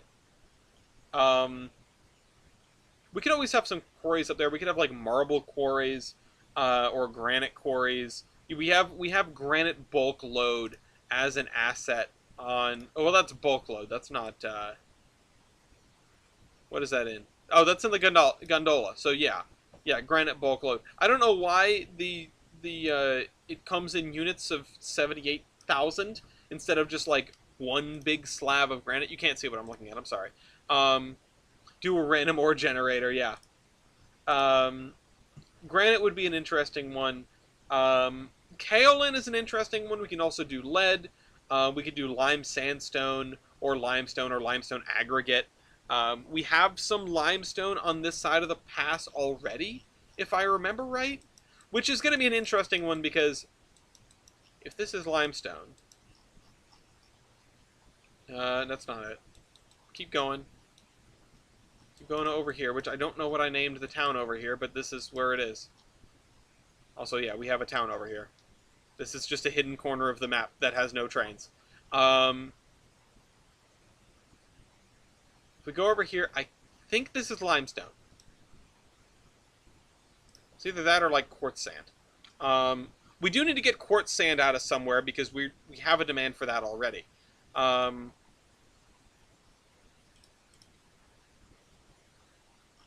Scroll down. What does it say? Limestone. So this is going to be used for. I mean, taconite, coke, and limestone. Fed my children, made my pay.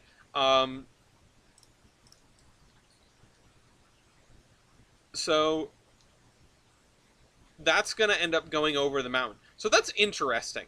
Some cement ingredients. Yeah, there's definitely going to be some cement ingredients up there. Uh, we're talking about there. I mean, I've definitely already established that there's quarrying up there. We're going to be bringing down aggregate for the cement plant. Um, Thank you for reminding me of that, though, because that's like the important thing up there. Um, the interesting thing with logistics for those cars is that they would be pulled out by a local heading this direction. That local would go to here. An obsidian mine, really? That's crazy. So the limestone would get brought to here, then it would get put on a manifest going in that direction, or a way freight going towards Olive. Then it would get put on a manifest going. Okay, I'm gonna need to get the map for this. And you guys are making me pull out the map because I'm thinking about limestone logistics. Give me a second. We're not getting a lot done today. Maps. Tolbrand map. Tolbrand superimposed. Obsidian mine is absolutely wild. Who's mining obsidian and what for? Sacrifices? So this is spelled wrong. Yeah, so they would go to Mason's Landing, then they would go back this way to Olive, then they would get picked up by a not a way freight, by a manifest that's going over the mountain, come down over the mountain, would come into Uniontown, get handed off to the Zion and Skyline, sent down to Zion, where the steel mill is. Or probably what would actually happen is that they would just go on the Gilson Eastern and they'd just go all the way around. They would just go all the way around. Now the thing is, if something up there needed limestone, then maybe it would come that way because it was closer. But yeah, it could go that way. More than likely, it is just going to go the long way around to Zion that way as part of a way freight. If that limestone is getting used in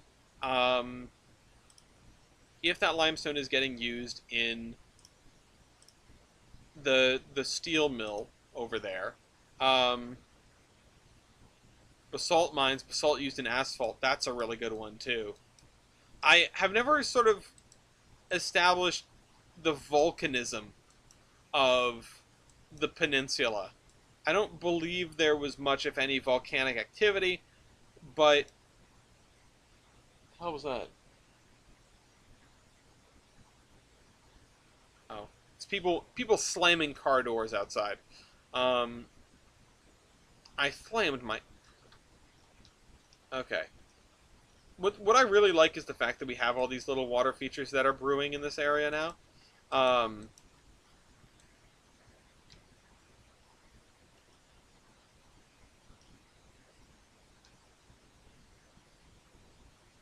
Slag to the cement plant. I don't know when that started being used. Yeah, I don't either. That's a good question. Let's just responsibly dump all the slag like into the ocean or something.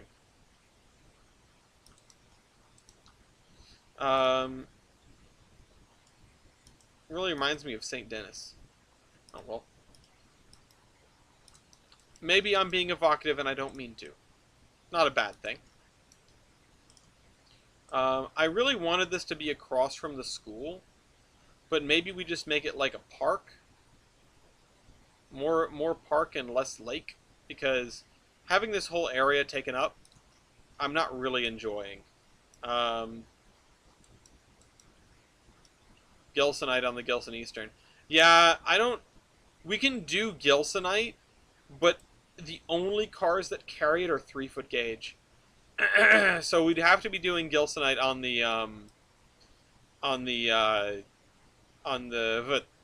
what's the railroad that I brought back to life? The Mason Valley. Mason Valley? The Geiger Mountains. Mason Valley. It's in Mason Valley. Stellinium. No, I'm here for that. Yeah, that's what we're doing. We're going to be delivering stellinium. It runs on pure communism. Okay, let's... Oh, shoot. I screwed that one up. Radius sensitivity.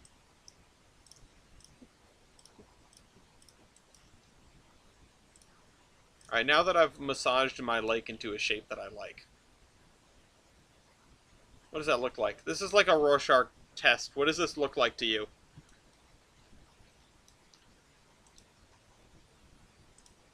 Okay. Let's move this over to here. The 2-foot line hits mother loads of unobtainium.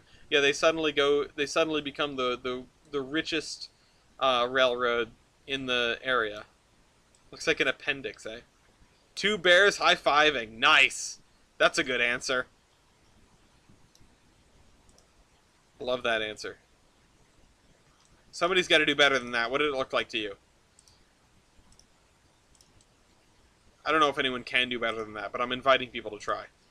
I'm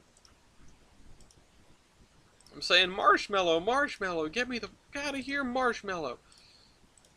Okay, that's another Bert Kreischer bit. That's part of the longer thing, Mew. It's from the same special as the I Am the Machine thing, but it's I think earlier in the special because the I Am the Machine thing is the very end. It's the very last part. In fact, in the slightly longer cut, you can even hear him say like, "Oh, you didn't think I came out here not to tell the machine story." Yeah, I know. Mew says it looks like insert Freudian slip here. I was gonna say like, don't say penis, don't say penis, don't say penis. It looks like a schlong. Nailed it. Okay, let's do this. And I want to use this gravel path down the back here. These houses do not have... They've lost their backyard privileges. No backyard for you. Just road. Just the Milwaukee Road. The RGS discovering uranium is just... It's free real estate. Let's see. This, and then this.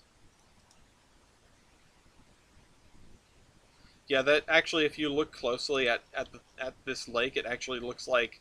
Actually, never mind. I don't want to say that. Anyway, so we get some green over there because you can't get in from over there because that would be annoying to figure out. I flammed. One of the mines could be a very deep guild gold mine. So, I have a plan for gold on this map. And it's not that, sadly. It's not a crazy gold rush, gigantic pit in the ground. The gold mine on this map is actually going to be fairly understated. And it's the cause for this little salient here. And I'll turn on my screen share again. It's the cause of this little salient here. This is a place called Addison Springs. It is the only functioning gold mine on the peninsula, and it is the end of the surviving trackage of the of this railroad, which was the Everett Lake Mining and Navigation Company, which went all the way to Akron over here. Now, this is a barge bridge. Not a joke. It is a draw boat. And this railroad was built from the other end and found things like, I believe there was lead or silver down here, gold up in them there hills. Larrabee was just the point at which they crossed. They couldn't figure out how to get to Macon, so they went around the other way. The real goal was to get up here to Columbia, where there is tons of coal. Like I said, there's a huge coal deposit under here. There's coal in there might be some coal in Wakefield. There's coal in Blood Gulch. There's coal in Columbia. There's coal over here and coal over here. That's where most of the coal is coming from on this map. Most of the iron ore is coming from here, which is a fairly short ride down from Tombstone to Kingston to Zion. Um, most of the aggregate stuff, so limestone, gravel, that sort of thing, granite, marble, is going to be coming from this area here, which doesn't really have a lot of railroad in it because there's not a lot up there. Like you would have something up here maybe, have something around near Appleton maybe, and other than that, this railroad subsists off of timber. This railroad is subsisting off of a handful of things, including the aggregates for cement and other things, and coal and coal and coal. There would probably be some other mines up here, though. Copper, lead, um, that sort of thing. Not everything is going to be tappable here in the Volga Mountains. There's going to be a lot, but there's not going to be everything. Like I said, the southern side is much more mineral rich than the northern side. Cement and cement accessories. Yes. Zoom out over your map again. I think I solved your volcanics. No, it's not necessarily volcanic, though. Like, if you look at the Rocky Mountains, for example, there is not much volcanism in the history of the Rocky Mountains. There's a little bit, but they aren't the thing that formed the Rocky Mountains. In this case, is the same. It would have been formed almost completely by plate tectonics, and maybe you would have maybe you would have a volcano or two way out on the extremities. Your mountains towards the south seem to be along a series of fissures. The goal was actually mid-coast Maine. Very, very old mountains that are being effectively consumed by the sea. So, not volcanism, not what I was going for. However, again, if we want to put a volcano somewhere, it should actually maybe be out on the islands. On Meridian Isle or on Maw or north of that. Those are areas that could have, and these are the islands, the large islands to the west, large islands to the west of Gilson City. Got my cardinal directions all screwy there for a second.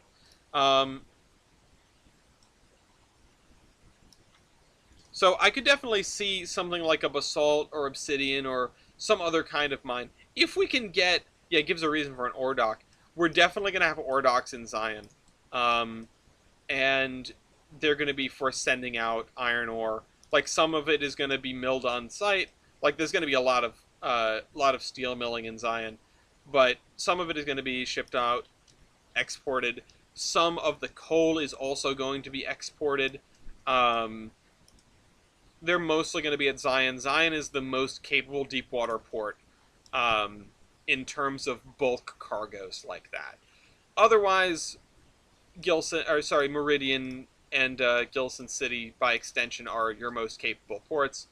They are very, very build up. Yes, giant ore loaders. We're going to find some of those and we're going to install them.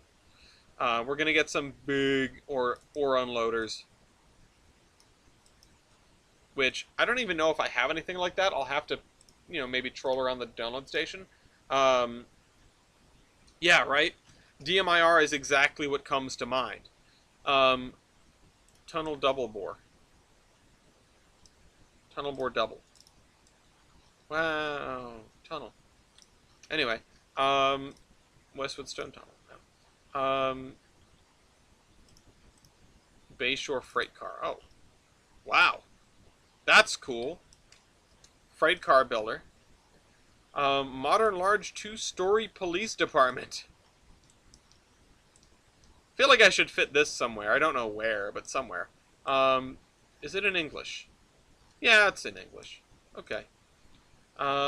Best Buy. No. Boeing. No. Boulder Bookstore. Well, that's really cute. We should find a place for that. Brown row house with porch. deep. Wow. That's an interesting one. The ZNS can build their coal hoppers out of that. That's a very good point. And their ore hoppers as well, I would imagine. Oh, it's all convenience stores. Oh my god, we have so many convenience stores. Conveyor, iron ore. No. Derelict old grocery store. Okay. Um, I thought I just saw Forrest Gump. I thought I just saw the words Forrest Gump. I don't know why. That just it's oh, because it's a forest stump. Oh god. Oh shoot, did I say something bad about Boeing? I didn't mean to do that. There's someone at the door, let me get that. Do they have my favorite convenience store? Is it Monkey Bananas? Um Uh-oh. There we go.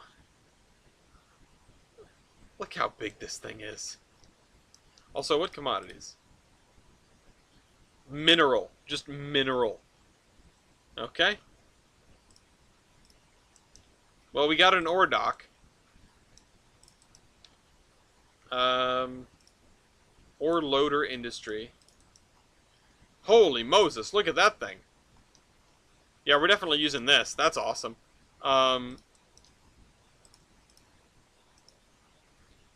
I think, is that all of the, we have the PRR Baltimore station again. That's relevant. That helps. Got a department store. Dock 2 ore. You raise me up. Oh, it's much lower than I thought. Oh, it's this kind of loader. Oh, it's an unloader, actually. I think, right? Is this an unloader? This is taking stuff out of the ship, or putting it into the ship? I cannot tell if this is just a big auger. No, it's definitely putting it into the ship, because that's for taking stuff out of ore cars. I thought this might be to put stuff in, but this is just some sort of gargantuan counterweight machine.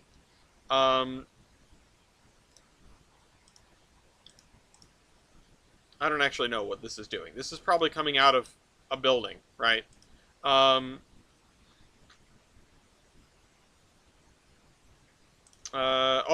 hell yeah! Now we're cooking. Gonna put that somewhere. Man, I miss sheets so much. It might be the thing I miss most from Pennsylvania, aside from, like, Casey and Matt. I miss sheets every day of my life. That's a tree. That's not helpful.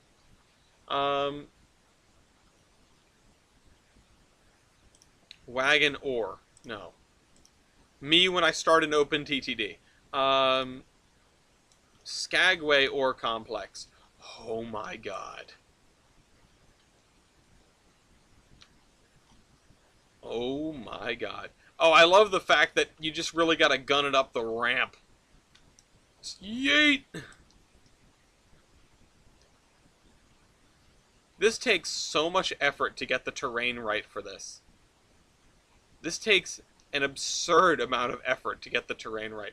This is also nuts. What if you found a Hewlett unloader? Yeah, that's kind of what I want. That's what I've been thinking about this whole time. That's what's been in the back of my mind. Hold on. Let's save.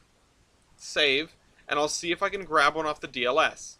Ellis will remember this. Maybe. Literally builds an ore dock to load ore from one line that can go to the dock. Another one that can do the same because we're bored. Yeah. Okay. Let's switch back to screen mode and look to see if we have an ore unloader. See if I can spell Hewlett. Manage content. On download station. H-U-L-E. Nope, I can't spell it all. Hell yeah. Oh my god. It has an animation. Oh, but it goes the wrong way. Um,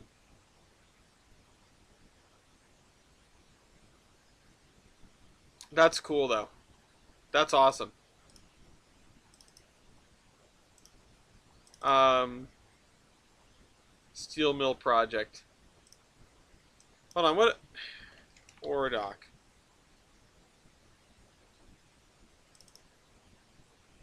Okay, that goes to that. Two Harbors ore dock. Oh boy, yeah, this is what I was thinking about. Well, it's Cleveland. Cleveland scrapping cool things is, a Tuesday. Um, Dry docks. Okay. No, those do get used as unloaders. No, I need to unload. Like, I need to load into the ship.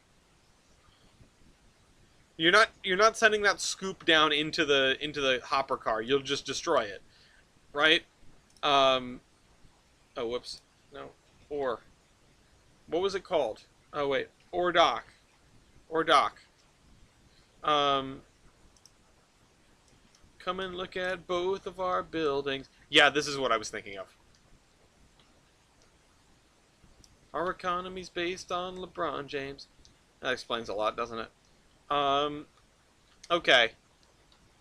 Is this supposed to give me enough space to do like a... No.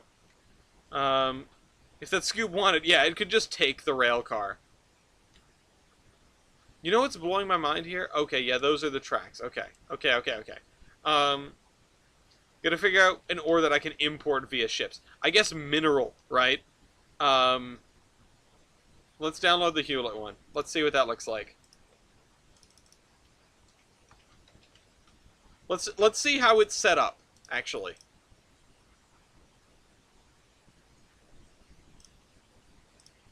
Alright, hold on. Hewlett.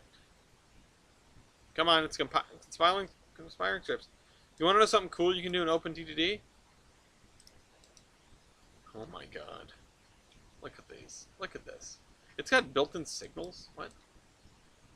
Oh, load track 1. Load track 3, load track 4, load track 2. I don't know what's going on here. Okay. Yeah. No industries require mineral.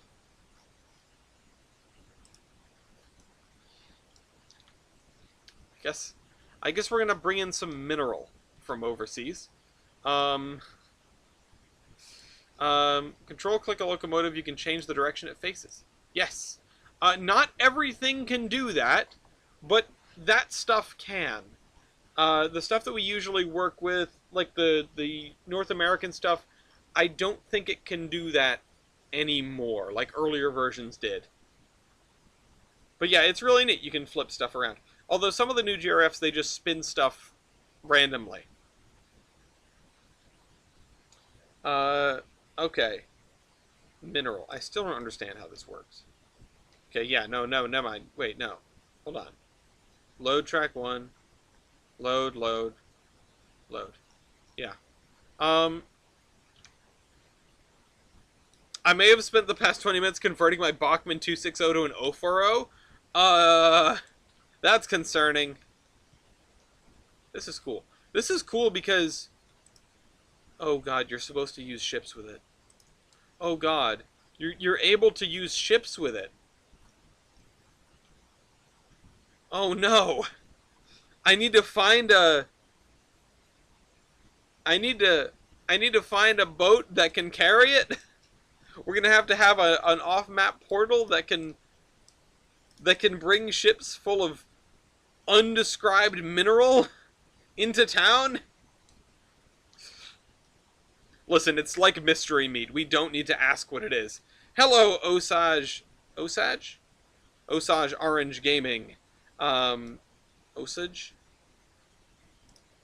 You're gonna need to tell me how to pronounce that. Or I should say, you are welcome to tell me how to pronounce that. I poor link, but I'm going to send an ore ship into Ryan's map, and there's nothing he can do to stop me. Osage. Okay. I was not right.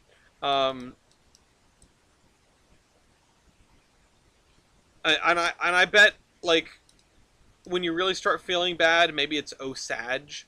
Um, while just playing Ultimate Chicken Horse. Um, Osage, can you see? All right. Well, we don't need to just keep making fun of this person's name. Um, welcome to the party, Osage. Um, we are. I am so over it with these row houses. I'm just painting the whole everything green. I still need to figure out what to do in the rest of these areas because it's not going great. Um, you know what would be interesting here? Some sort of municipal building, actually. Um, it gets weird here. We have T-shirts and a radio station. Um, it's been butchered so many. Yeah, I would imagine so. I apologize. I know I won't be the last. I can hope. I can hope that I'm the last. I can hope. Um, wall, wall. I need a brick. I need like a nice brick wall. Worn brown brick wall. That's not very nice. Um, I need a brick wall that's appropriate to put around like an 1800s pumping station. That's not it. Um, wall yellow brick. So goodbye, yellow brick wall. Wait, what was that? No. Gray brick. No. Freeway. No, definitely not right. Oh, brick walls. Here we go. Hit up playing Pink Floyd. They got you covered. Yeah. Well, in my experience, those are white, and I need something red. Insert Soviet anthem again. At least the Beatles are back in the USSR. Okay. Ah, fudge. Somebody called out the Georgia's Always on My Mind line from back in the USSR by the Beatles as an example of a great triple entendre. And honestly, it's pretty great. Like, it's right. It's a really cool observation. Okay, let's see here. So if we scoot this way, I don't want to, like, get in the way of putting houses over here, because I still want to put houses over there. But some sort of municipal something down here. I don't know exactly what. It's got to be waterworks related. I know I said we were going to have a big waterworks, but we might have something smaller here with a... come on, there we go. Something smaller here with a water tower from the early days. I'm not putting a boat here.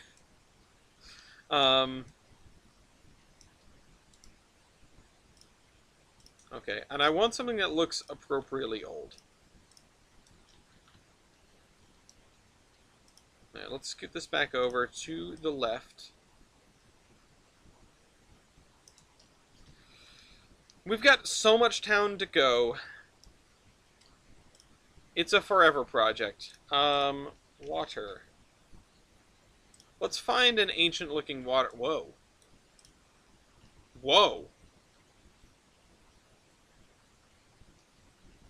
That's cool. We gotta use that somewhere. Building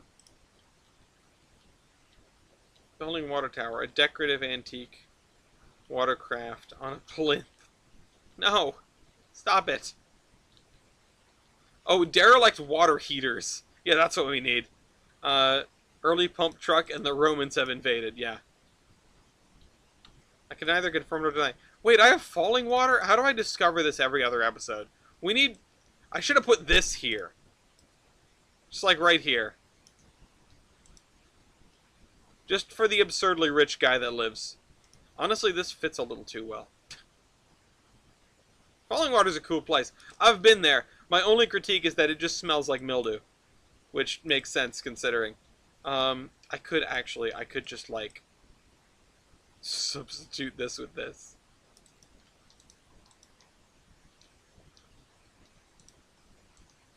Do I do it? Do I put falling water in the middle of this town?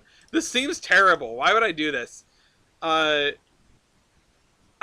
seeing opportunity. This completely breaks the vibes of what I'm going for in this location. It obliterates the vibes. Yeah, no, do it in a more remote region. That's what crossed my mind. I was like, oh, I should put this upriver in this like semi-naturalized stream, like up that way. Um,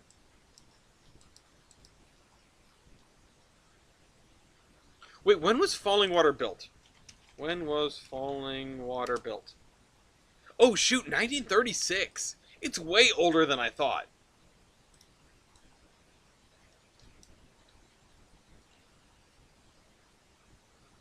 Hold on.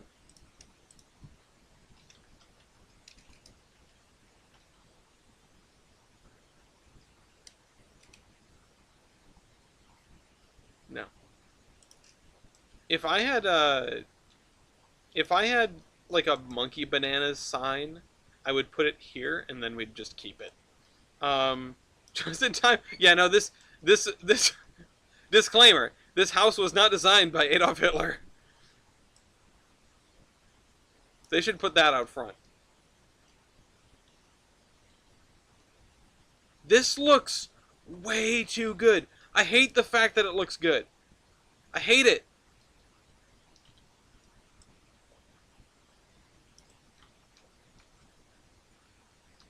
Now, I'm just making sure that I'm not, like, sinking part of the house, right? No, I'm not. This area is supposed to be above water. That's the biggest problem here. Also, why are the windows made of static? This hurts to look at.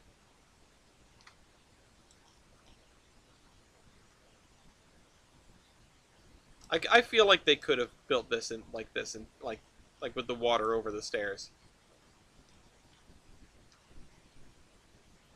You know what? This is a park and this is the visitor center. How's that? I think I actually need to scoot it this primordial boat ramp. Yeah.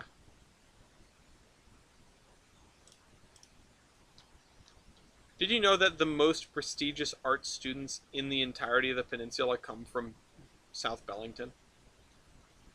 They'll do anything to get the hell out of Bellington.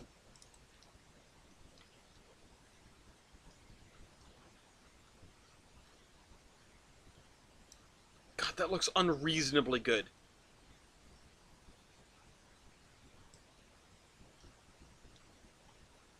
We're keeping that. We're keeping that. Oh, postmodern boat ramp. Primordial. I don't know why I read primordial and my brain just accepted it. It's just like a thing, like, I think it's like a proto boat ramp, right? Um, okay. We need to go back to trying to actually get infrastructure in this little plot of land. You know, what we tried to do 20 minutes ago before I discovered I had falling water. That's the only time we can use it. This is it. It's not appearing anywhere else on the map. We have falling water here and nowhere else.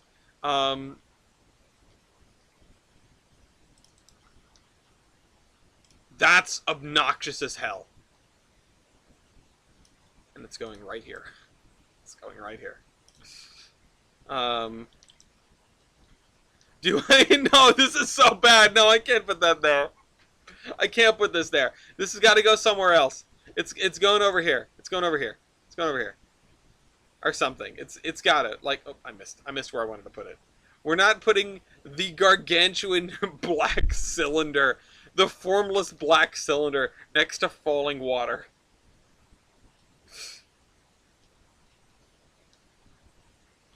Oh god. Everybody do the dinosaur. The formless black cylinder. Abandoned depot. Oh, what is this? Westinghouse water tower. Yeah, that's perfect. That fits.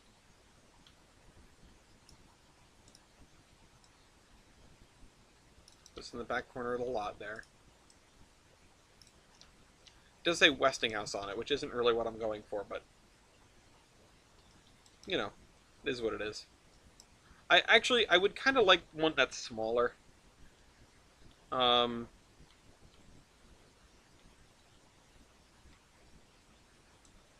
Like the Canadian Pacific one. Yeah, but that's not old enough. This is like this is a we built this to supply power to the mills from this little stream a million years ago. Or not power, but you know, water.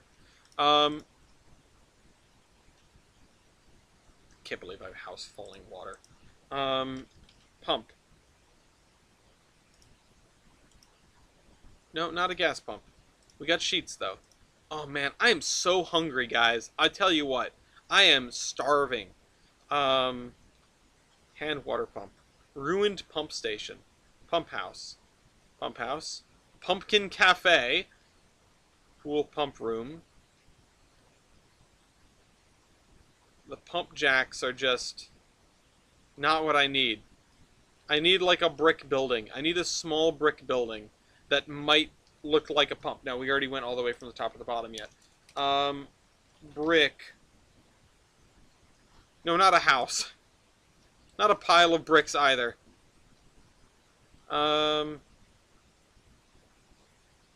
This is going poorly.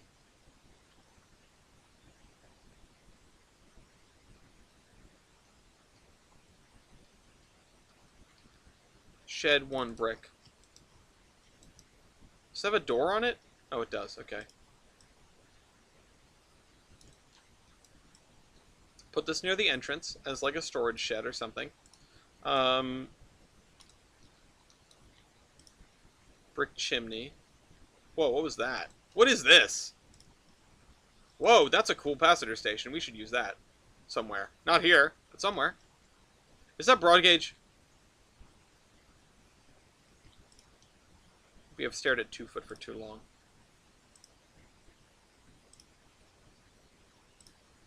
Oh, it doesn't matter.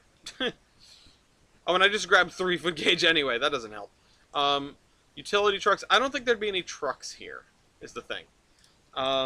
This is probably something that might not even be, like, actively maintained. I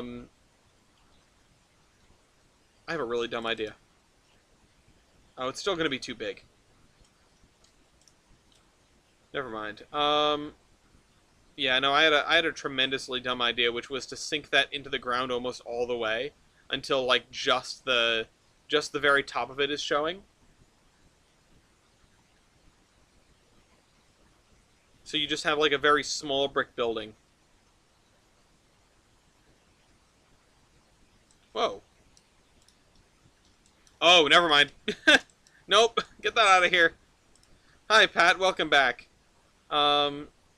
That was an aircraft control tower that I just saw there. These are all way too new looking. Brick engine house is kind of nice. I don't want an actual house.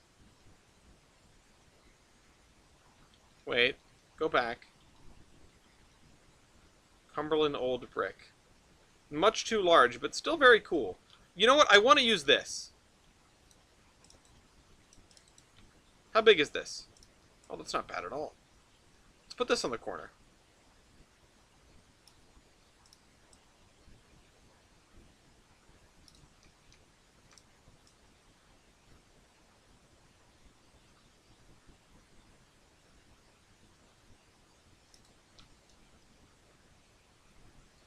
That worked better than I expected it to. Yeah, we definitely have the McMansions in this party. Brick workshop. Brick tenement, no. Farmhouse. I need something closer to that size. It needs to fit in this little area. I'm not going to be placing... You know what? With enough patience, we'd just build something out of individual bricks. That's not happening. Oh, we have doors. Those are nice. Brick offices. Too many big office buildings that we can't use yet. We'll use them at some point. More brick houses. That's probably going to be the top of the list, isn't it? Brick works. Ooh, brick works. Shoot, we got to use this somewhere. Not here, but somewhere.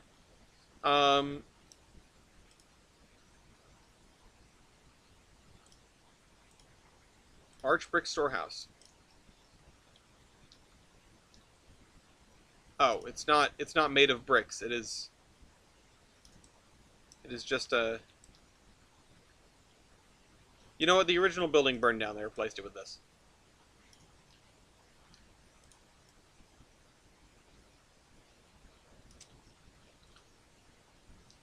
Okay, that's fine. After all that, we didn't even get a brick building.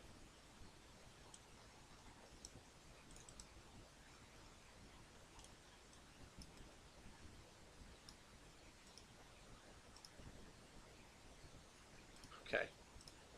Why are these assets? Why are these assets? We can just make a little pile of bricks. Um, reskin a normal building with a brick texture. Yeah, if I had the time or the inclination to do that or the understanding, then I probably would.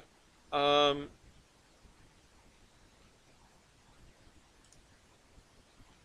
the old one would have been right on top of. Yeah, the old one would have been right where this one is. Is the thing. I absolutely would just put it. It would just be rebuilt right on top of this because that would have been like the boiler house. To for the pump, like the physical building where the boiler and pump were, which would be a little weird this far from anything, and the ability to get coal to it would be a little bit of a pain, but it wouldn't be that much of a pain. You can't have that much going on. Actually, you know what I did see that we could throw in here? Brick chimney. No, not that kind. No, not that kind. This kind. Never mind, that's too short. Um, that is so big. Oh my god! Oh my god! Yeah, I can get some pipes in here. Don't worry. I'm just hold on. I know what I need to do. I have a more normal sized smokestack around here somewhere. Actually, is this smaller than the? No, it's smaller in diameter. It's smaller in diameter, and that's what's going to help here.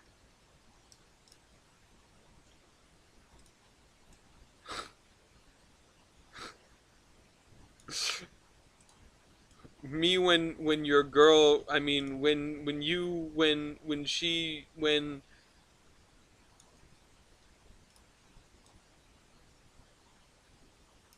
okay, we'll put that there.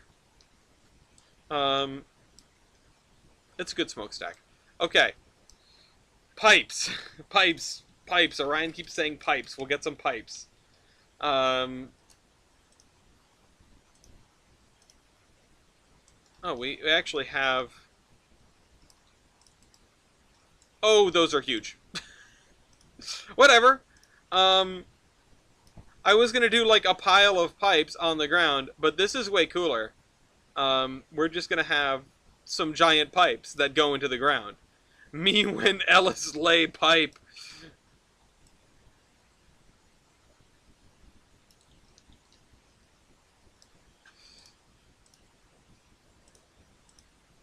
Ka-chow. Um, oh my god, those are so big. Can we get some like small industrial pipes?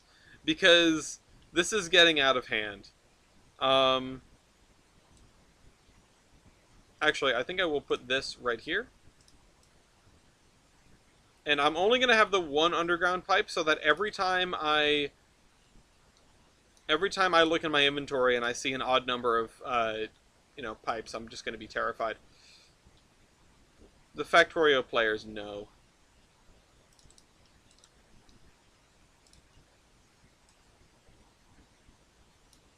Careful on where that phase goes. Phase Clan. Okay. I got some Phase Clan branded like pizza rolls the other day. Which, what the hell? Just saying. They were on sale at Stop and Shop. I don't need this right now. Mason, you're literally playing Factorio. Mason, how many underground pipes do you have in your inventory right now? Is it an even number or an odd number? Panic. Okay. Let's. Oh, right, that's not a texture. That's part of this. I am eating like an MLG pro. I've got air horns going off in the background. I might just go effing make some of those when we're done here. I might not make it to the end of this. I might have to go eat some because, oh my god, I'm so hungry. And I have not, like, had little to eat today. I have not been doing great with the not snacking thing. I went to the market when I was hungry. What? Oh god, you've got mods. 3 iron pipes and 15 stone pipes. So wait, do you have an iron to stone pipe connection, underground pipe connection somewhere? Never mind, I'm not even gonna ask. I don't know if I want to know. So we have that there. We gotta have some shrubs up against the edge here because, you know. Meaning Wendy's... Pat, you're not helping. I'm so hungry. Hellas eats 3 iron horsemen. Phrasing. So are we just not doing phrasing at all anymore? This is a new kind of shrubbery and I like it. I haven't used this before. Why are we talking food? Why I'm hungry? Oh, biters keep eating things. That makes sense. I forgot you have rampant installed. Because we're hungry, Orion. Because we're hungry. I'm talking about food because I'm hungry. I went to the supermarket and I bought way more. My list had 3 things on it. 3 things. It had 2 things for a recipe that night and ice cream. Because we had an ice cream social at the Grange, which is the same building as the Providence Northern, just different, well, it's mostly the same people, honestly. And the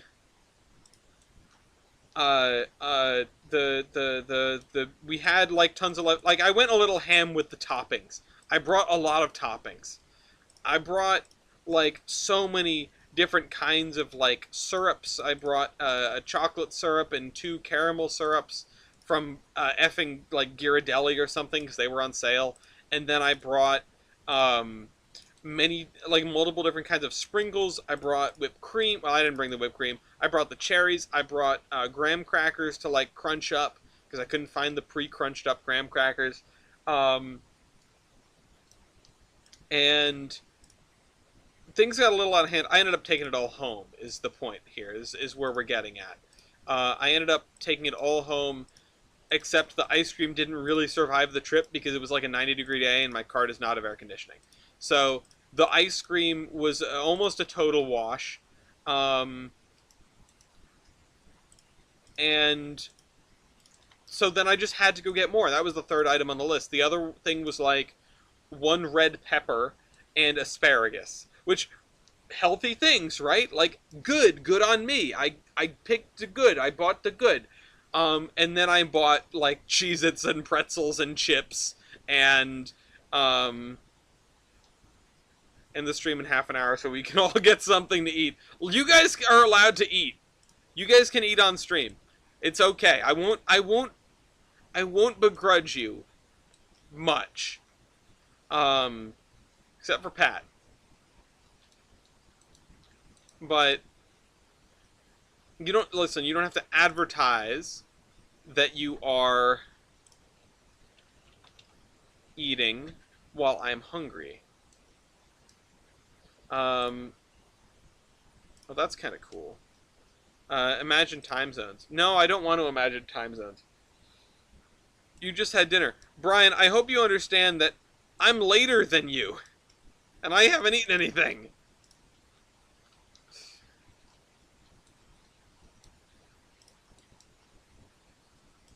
I don't know, Mew, go leave the stream and get something. It's still gonna be here when you get back, maybe. Probably. Was this close enough to the edge here? Brian, the thing that happens, and it happens almost every week without fail, is that I start the stream at 7 o'clock. Well, okay, that doesn't happen every week without fail. I try to start the stream at 7 o'clock. I finish work at 5 on a good day. And I have things to do in between, like, for example, processing the episode of of Loco Royale that we did yesterday. For the record, a new season of Loco Royale has started. A new season of Loco Games has begun. I didn't want this top. Why did I get this? I didn't want this top. I wanted a different retaining wall. I like the way this looks on the side. I really don't like the way it looks on the top. Well, you know what? I guess it does sort of look like a manicured lawn. I could put some stuff onto it. I go Loco when she don't. So I had to do that because, as mentioned earlier, the episode went more or less fine. I cut out the embarrassing part. And on the flip side, yeah, I know I did editing crazy, right? On the flip side, it did not go well because when I was about to edit it, or not edit it because I'd already done that, amazing. When I was about to process it, a massive thunderstorm ripped through Rhode Island and put like 10,000 people out of power, and I was one of them. Now, the fun part about that is that the tree that came down was 2 houses down from me. So it was really close. Like, we saw the flash that accompanied the tree coming down. And then we got to go out there when the firefighters showed up to sort of look at it and go like, wow, damn, that sucks. Guess you're going to wait for National Grid to get here. And guess what? We waited for National Grid to get here. We waited until 7 in the morning, 7:30, for National Grid to get here. And not National Grid, Rhode Island Energy, the power company. We waited quite a long while before we were able to get power back. And yeah, like, we were never in any danger, per se, but we were definitely in danger of, like, effing melting, because it was so stuffy outside. Like, it wasn't that hot, per se. Like, it was pretty hot, but until the 80-mile-an-hour wind gusts picked up, not even a joke, the air was pretty still, and I had sealed off most of the house from outside to sort of keep it from getting outrageously hot, because I only ever air condition the room that I'm in at a given moment. You guys also are, like, prepared for tornadoes. We are not. As much as one can prepare for tornadoes. But, you know, it's like 11:30. We get the effing, like, Amber Alert sounding scary on the phone, and it's like, oh no, what is that? I read it, it's like, oh, 80-mile-an-hour winds are about to hit us, and there's nothing we can do about it. Like, just go to the basement is what it says. And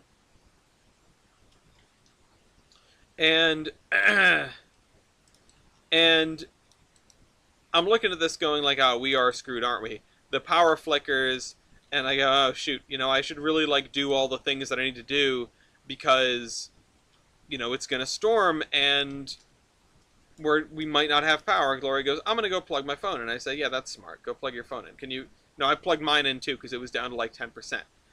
I was not doing great on charging my phone that day. It was a bad day for charging my phone. And yeah, my lake house basement. The whole house is the lake house, Tap's forehead. That was something that I was very scared about, but I'll get to that in a second. But I go and plug my phone in. I go back into the living room, I think, to, like, take a look at the server computer to make sure that it's still running, and realize that, oh shoot, you know, I'm gonna have to shut this down. I'll have to take the OpenTTD server down. It's gonna be a pain in the neck. But whatever, you know, I'll do it, because it'll give me the chance to, like, save instead of rolling back to an autosave. And the moment I, like, go to walk over to my computer to remote desktop into the server to then, you know, sort everything out, after I've just put the clothes in the dryer, by the way, so there are wet clothes downstairs, there's just, like, a bright flash outside and no power. So it immediately went from, like, okay, better prepare, to, well, we're screwed. Like, no preparations are possible at this point. it is. That's it. We are. We have reached no power immediately. Um, I'm actually going to use the cemetery stone benches for this. Drew went down outside of my house and started a small electrical fire. The fire department said, "Yeah, that's fire," and just waited for it to go out. That's kind of legendary. Legendary fire department. Um, the benches start sunken into the ground. Where's the other one? I made two of them. It's down there somewhere. Um, no, come back. Um, at least you guys didn't lose power. Um, because yeah, so we immediately went from 0 to 100 on the power situation, or 100 to 0. Um, and I was like, oh, I guess we're just gonna suffer now because the rain is coming down sideways. You know, it's raining sideways. Um, it's still like 80 degrees outside and 93% humidity. So it's like living in water. Um, and I can't open the windows. I can't get any ventilation at all. So we just sort of sit and we roast and we wait. Um, and like the lightning is crazy. It's the craziest, like most intense lightning storm I've seen in at least in my memory. Gloria can remember one other time, and it was during a literal hurricane. Um, and I really wish these things would stop spawning underground. Oh, I've got an idea. Get out of here. Um, yeah. No, Patrick, Pat. It's gonna be hotter. It's probably gonna be hotter than that. But it was just like stuffy and muggy and gross, and we're trapped inside with stagnant air that doesn't move, and it's just like living in soup, and we just sort of sit and like ride it out. But the problem was I had no idea where I left any of my like flashlights or anything. So there was a good period of Gloria and I stumbling around in the dark, trying to figure out where I left any of the flashlights. The answer was there was like one on the porch. That's it. Don't know where the rest of them went. I have at least 6 flashlights. Um, don't know where the rest of them went. Um, yeah, so Pat, it's gonna feel nice and balmy to you, but for like compared to what I just said, it's gonna be hot. Um, so you know, whatever. Lit a candle in the kitchen so that we had some light, which didn't help the heat situation at all. But you know, what are you gonna do? Um, Hot cup of cider. I mean, a hot cup of cider is good, like all the time. I'll have hot cider in the summertime. I'll have ice cream in the wintertime. It's just good. It's still good. Um, Bye, Bankman. Um, the kicker. Bankman is just screaming now. Venkman's losing it. Hi, Venkman. Uh, Venkman was hiding from the thunder until I went to feed him, and then he came right out like there was nothing going on at all. Um, no power, no moving air, can't open the windows, and then after like 15 minutes, the rain is done. It was a very short storm. 15 minutes, the rain is done. I open up all the windows that I'm comfortable with, and I try to sleep. Um, and I was like, yeah, you know what? It won't be that bad. Like, you know, the electric company usually gets to us pretty fast. We're in a relatively urbanized area. We don't spend.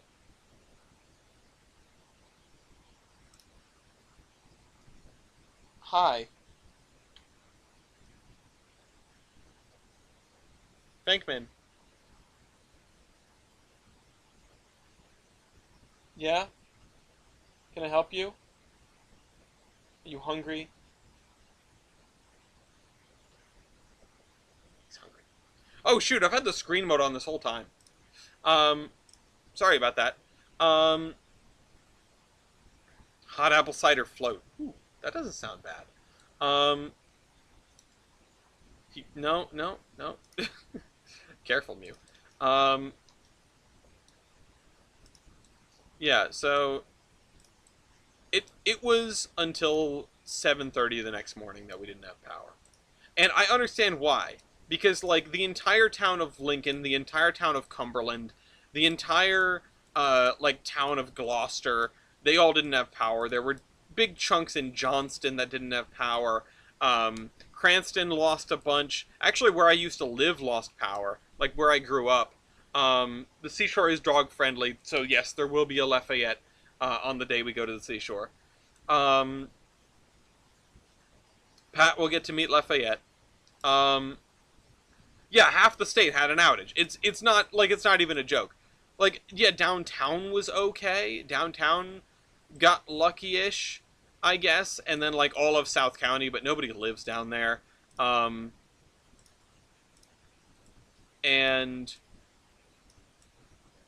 I actually don't know what to do with this park area, really, in terms of scenery. I like this. I honestly think that falling water has turned out not terrible in this location. Yeah, some of the rest of New England. Pennsylvania got it too. Pennsylvania and New York. Yeah, no, we don't. And the other thing is, I know, like, this isn't necessarily always the case in the Midwest, but New England also doesn't have buried power lines. And New England has a lot of trees. And it's kind of a recipe for disaster. But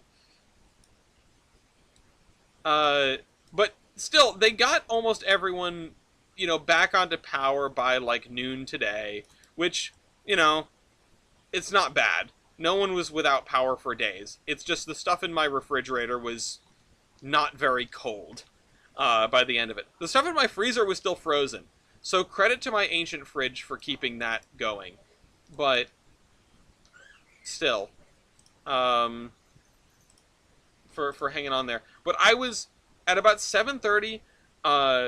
I was about to hook up the generator to the refrigerator because I was like, I don't trust this anymore. I don't want the stuff in the fridge to go bad.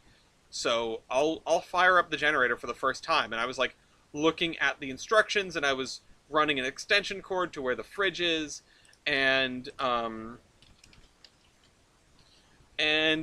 the power came back on. And I went, oh, okay, I guess we're done. I guess we're good. Okay, let me put the generator back away. The fridge was built to survive funny rock issues. No, it's not an Indiana Jones fridge. It's not one of those. That'd be really funny. The thing that I love about those fridges is that some of them you couldn't open them from the inside. That's why the kid in a fridge is such a thing. I mean, that was a joke in Fallout 4, right? That was a quest. Good quest, funny. But the side quests in Fallout 4 are great. The local Royale footage did survive. I'm gonna put it up immediately after this. Yeah, I summoned back the power by unpacking the generator. That's exactly what happened. Mason, how did I not realize it? That is exactly what happened.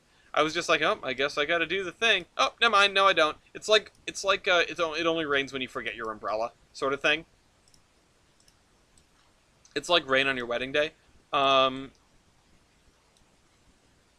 Let's see, please be... Oh, that's too wide, okay. Oh, that's 3.6 meters, not feet. I get that wrong every time. I secretly power the state, yes. Well, I have the power of the state. It's thanks to the mob. There. And then here. Okay. A green light when you're already late. Yeah, that's a good one. That's the traffic engineering one. I'd rather be in Texas better than this glacial plain known as Northern Ohio. I don't know, your power seems to have done pretty good at staying on. It doesn't do that in Texas. Although at least you have a battleship. Okay. 9:30. What have we done today? Not a whole lot, but we did a lot of fiddling around. We still need to find a spot for this. I guess this is probably going to be just right over here, right? Just like right there. Oh, you know what this looks like? Just this spot right here. This looks like the Galilee escape road. And no one else here knows what that means except for maybe Yankee. So we'll go on a field trip.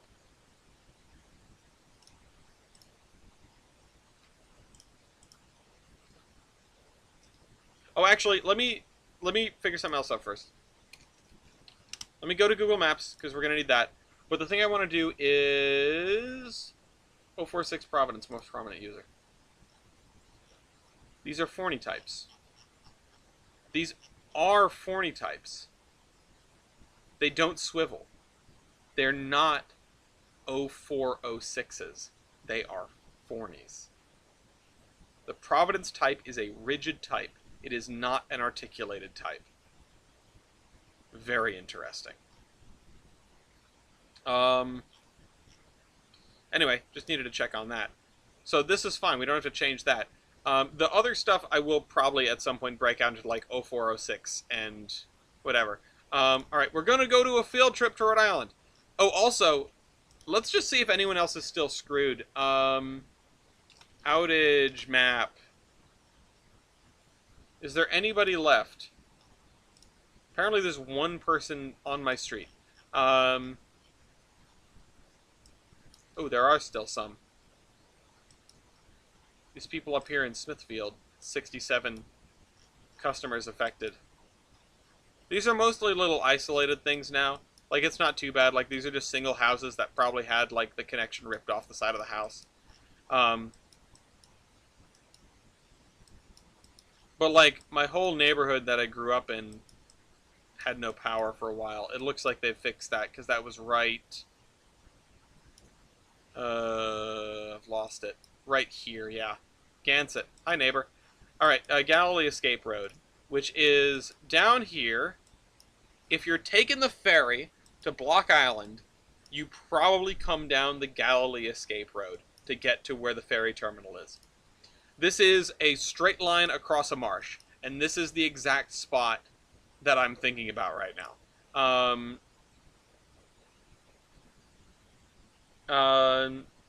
New build one of the New Haven 40s. Yeah, that'd be fun. This is the exact spot I'm thinking of right now. Now, there's really nothing here that I could model, because this is a salt marsh. It's not... This is brackish water, I'm pretty sure. There's not really anything here. Like, also, if you look in the right direction, like, this could be Indiana or something. It's a little bit too shrubbery for Indiana, but, I mean, it's also too hilly. But I've been in this water for, like, a camp thing. I don't remember what the context was, but it was like, yeah, we're going to go and wade around over here so you can see, like, the wildlife in the salt marsh. It's less gross than you'd expect. It's really not gross. It's just sort of brackish and grassy. Once you're in it, it's, you know, you're over it. But this is the neatest thing, or this is what I think of when I look at specifically this spot right here. Like, it brings me back to wading around in tidal flats. It was a lot of fun, I gotta admit. And so I'm sort of gonna see if I can... I'm gonna see if I can do something with that. But there's just nothing that... There's nothing that is compatible between here and here. So... Maybe I just make it kind of marshy. Marshy with some kind of treatment plant, I guess. That's probably it. This looks like one of those haunted roads you see on supernatural TV shows and documentaries. Yeah. Honestly, Pat, it's a shame that you aren't visiting Block Island while you're here. I gotta say, not that I don't know if you're a cyclist or not. My favorite place to cycle in the state is Block Island. It is just hilly enough that it gives you a challenge. It's small enough that you can go from one end to the other without too much trouble. It's got paved roads, it's got dirt roads, it's got the cutest little airport, which has an airline which has one route that goes from Westerly to the island here. I've been meaning to do that. Like, some real bougie people live out here. Um, but it's not quite as bougie as you might think. Like, it's expensive, but it's not crazy, crazy. Because services on the island are not so great. All of your fresh water comes in from the ferry, so that's not ideal. I saw a werewolf drinking a pina colada at Trader Vic's. His hair was perfect. Um, it's a cool place. I love Black Island. And this, you can take the ferry that goes this way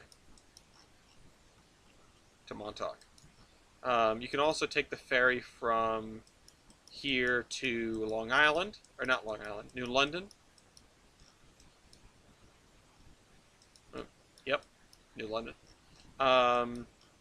And you can take the ferry to both Providence and thing, right? Yeah. So this is like the Block Island ferry. It's the short ride. It's like 10 miles or something. But you can also take the ferry to Newport, if I remember right. Yes. And you can take a ferry from there to Fall River, apparently. I didn't know that. There's also a seasonal Providence to Newport ferry. Ferries are fun. Ferries are nice. I don't consider myself much of a cyclist either, but it is my favorite place to ride a bike in the state. It's fun. Also, the lighthouses are really neat. Like, there are 2 lighthouses on the island. And watch out for the boat that hit the bridge. Yeah. There are 2 lighthouses on the island. There is the North Light and the Southeast Light, I believe, are the 2 surviving lighthouses. I don't know if there were more previously. Oops. But those are a thing. Those are nice to see, and you can visit them. And I think the North Light has a sort of museum. The Southeast Light, I believe, is privately owned. You can walk up to it, but you can't go in it. If I remember right. Surprised there isn't a ferry from Newport to Martha's Vineyard. Yeah, it'd just be a long way to go. You know, it'd be very roundabout. But a lot of the ferries are, so who am I to judge?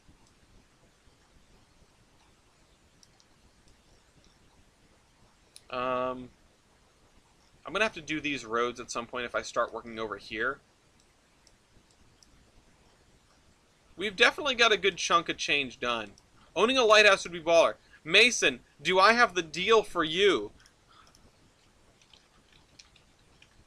There were a bunch of lighthouses being sold off at using the like disposal GSA program.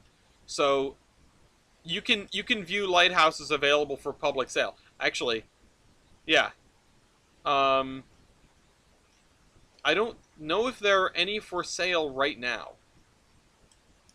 Oh, there's one. No, that's not a lighthouse. Oh wait, isn't it?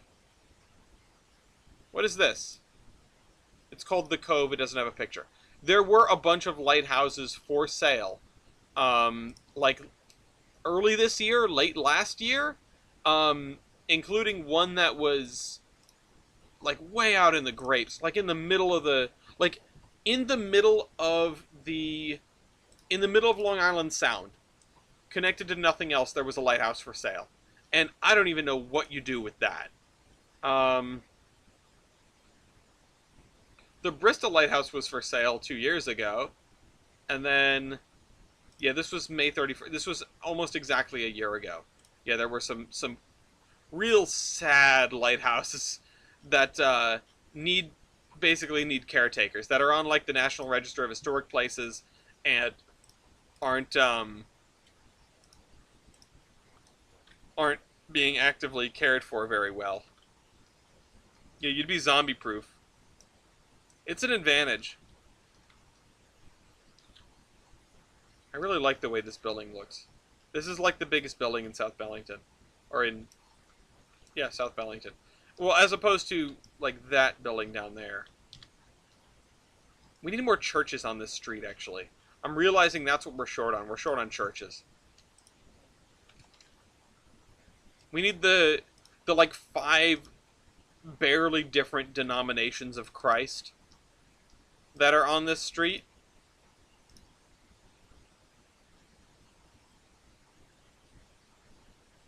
Um, that's a cute one. The Philadelphia one. This one can probably go in like Gilson City. That's a little big. It's a good one though. That's not a church. Um, Clapboard Church, Old West Church, New England Church.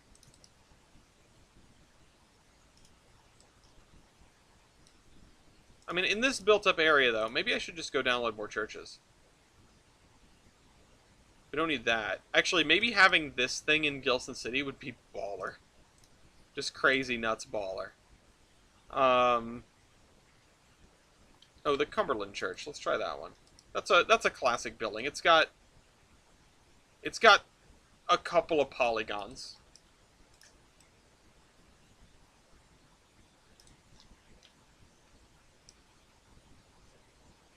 Yeah, the comically impossible to get to one is exactly the one that I'm thinking of. Sorry, I didn't notice you say that a minute ago.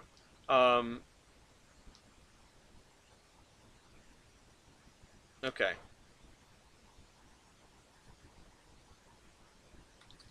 Well, we're 15 minutes done here, and I hear Gloria milling around in the kitchen. Hi. Is this you telling me you're hungry? Yeah. Yeah, I am also very hungry.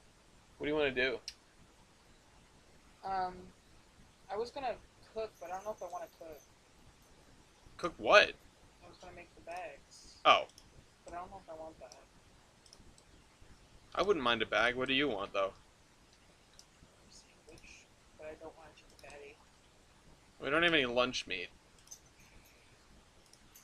Sad. Yeah. I wish maybe we should have like siphoned off some of that pork to put on a sandwich. But we've had a lot of pork on sandwiches lately. Yeah, I kind of want like an Italian grinder. Ooh, yeah, I would do some things for an Italian grinder. Like a good Italian grinder, like. I mean, where can we get a good Italian grinder at 10:15 though? Tom's. Does Tom's have a good Italian grinder? Tom's in New England. I don't remember being impressed. Why, their sandwiches? Yeah. By who? New England or Tom's? I like neither of them are sticking in my brain. That's the problem. What about Basilio's? No. I don't trust them anymore. I don't. I don't. I don't trust them anymore. I feel like Facilios is just not that good. But I mean, if you want something from there, I'm not gonna like tell you not to get it.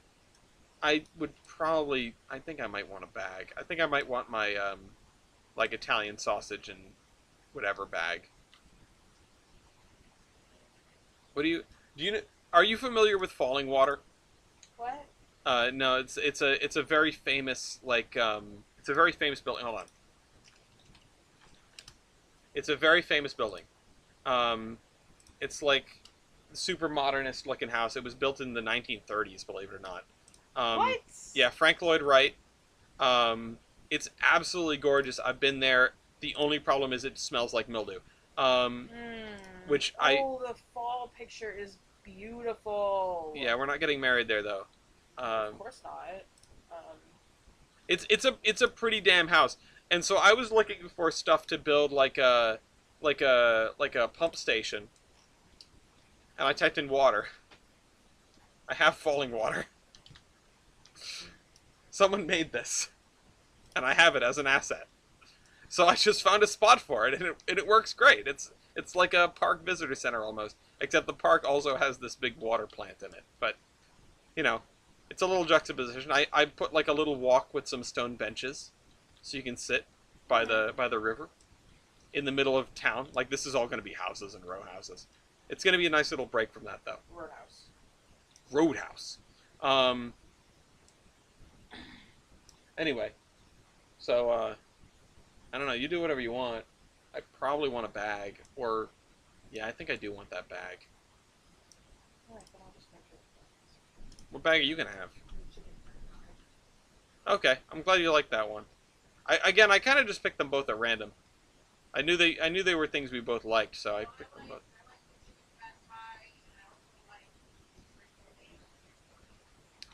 You know what? I we should have Chinese food again soon.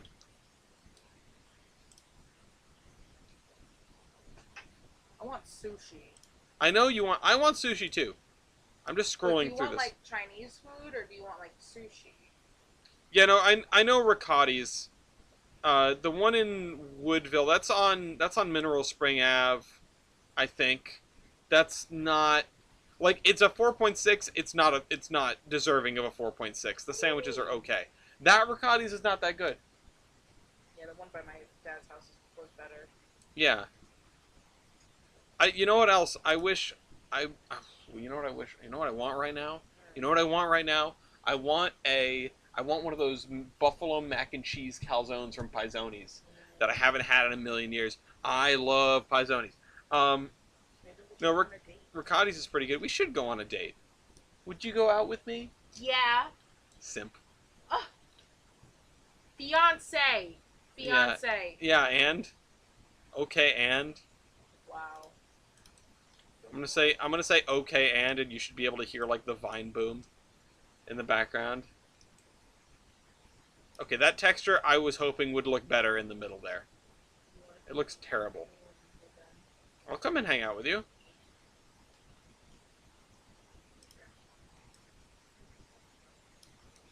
I want to see rocks. Um,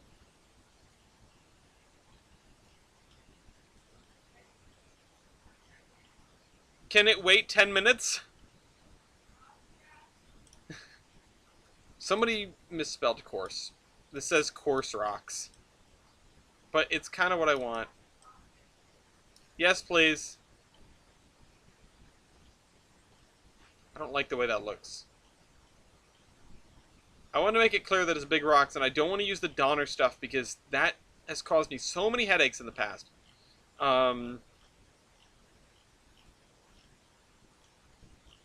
Get out of here.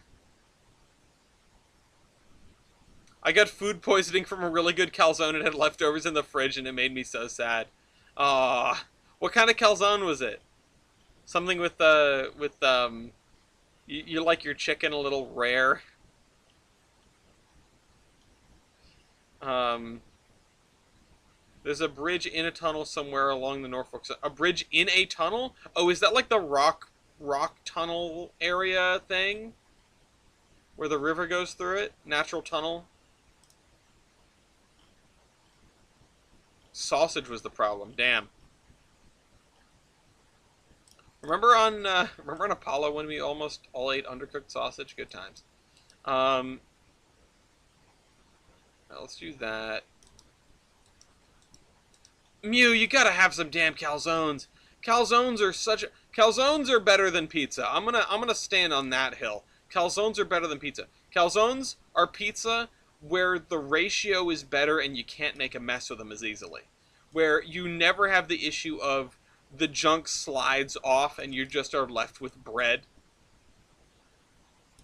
I know that's a really hot take.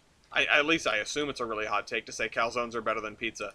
But if I've got the choice between a pizza and a calzone, like 99 times out of 100, I'm taking the calzone. Um, I don't understand why they're better when it's basically pizza. It's because it's more structurally sound than pizza, Mason. You should be able to appreciate that fact. Somebody's lighting up fireworks or something.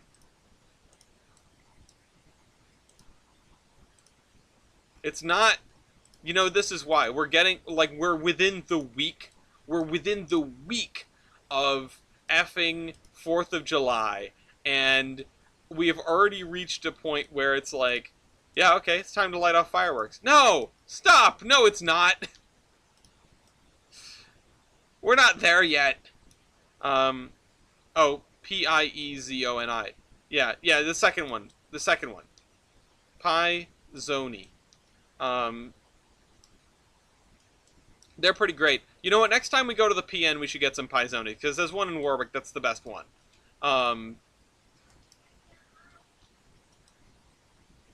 Gloria is saying we have to get there early.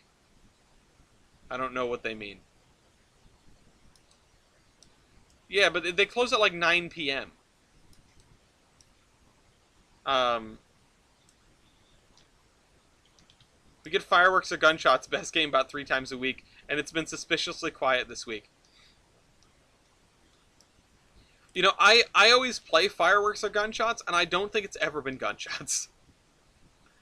I don't think I've like been able to hear it because I've never played the game and then gone and then like seen someone murdered on the news. You know, it's almost disappointing, but I think the fact of the matter is that this specific area, like this edge of Providence, is the tamest edge of Providence. Um, Especially like double that and pass it to the next person because I'm on a dead end street. I'm on a dead end street bordering a college, and there's nothing that goes on down here. Like, we did have somebody on the street get swatted once, and that was crazy, but I was crazy once. And uh, it's just it wasn't like people shooting at each other. It was just like the cops are here and they're telling us to go down the street behind a riot shield. Um, there's been twice been gunshots according to the news, but that was before we moved. Mason, I really appreciate the fact that you live in a place that is sketch in that regard, and it doesn't seem to phase you at all. Like, I respect that a lot. I also try to live that life. I know too many people that I know too many people that like grew up on in the East Bay, which is like the real bougie part of Rhode Island, other than Newport, and are just like scared by the existence of other people, and it boggles my mind because some of these people are not like small people; they're like huge dudes, you know, um, and it just flabbergasts me. It's like, what are you afraid of? How are you afraid? Uh, Pizones has a horn beat calzone, the Smoky Joe. We're gonna just have a paved parking lot here, like a raised and paved parking lot, because I don't feel like figuring the thing out on the edge.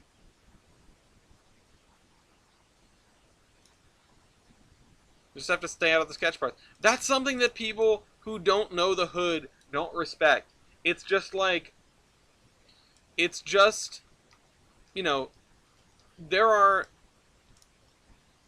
if you know someone who lives in an area where there are sketch areas, they'll know which areas are the sketch areas. They'll know, like, oh yeah, don't go down this street, like after dark or whatever.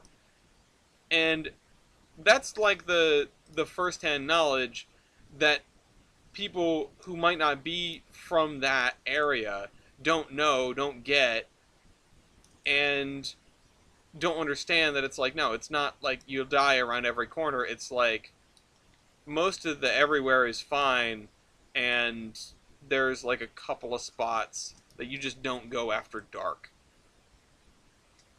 But the other like super underrated thing is that 99 times out of 100, if you leave people alone, they'll leave you alone. Most people just minding their damn business. Like occasionally you get somebody who's like begging for money and being particularly aggressive about it.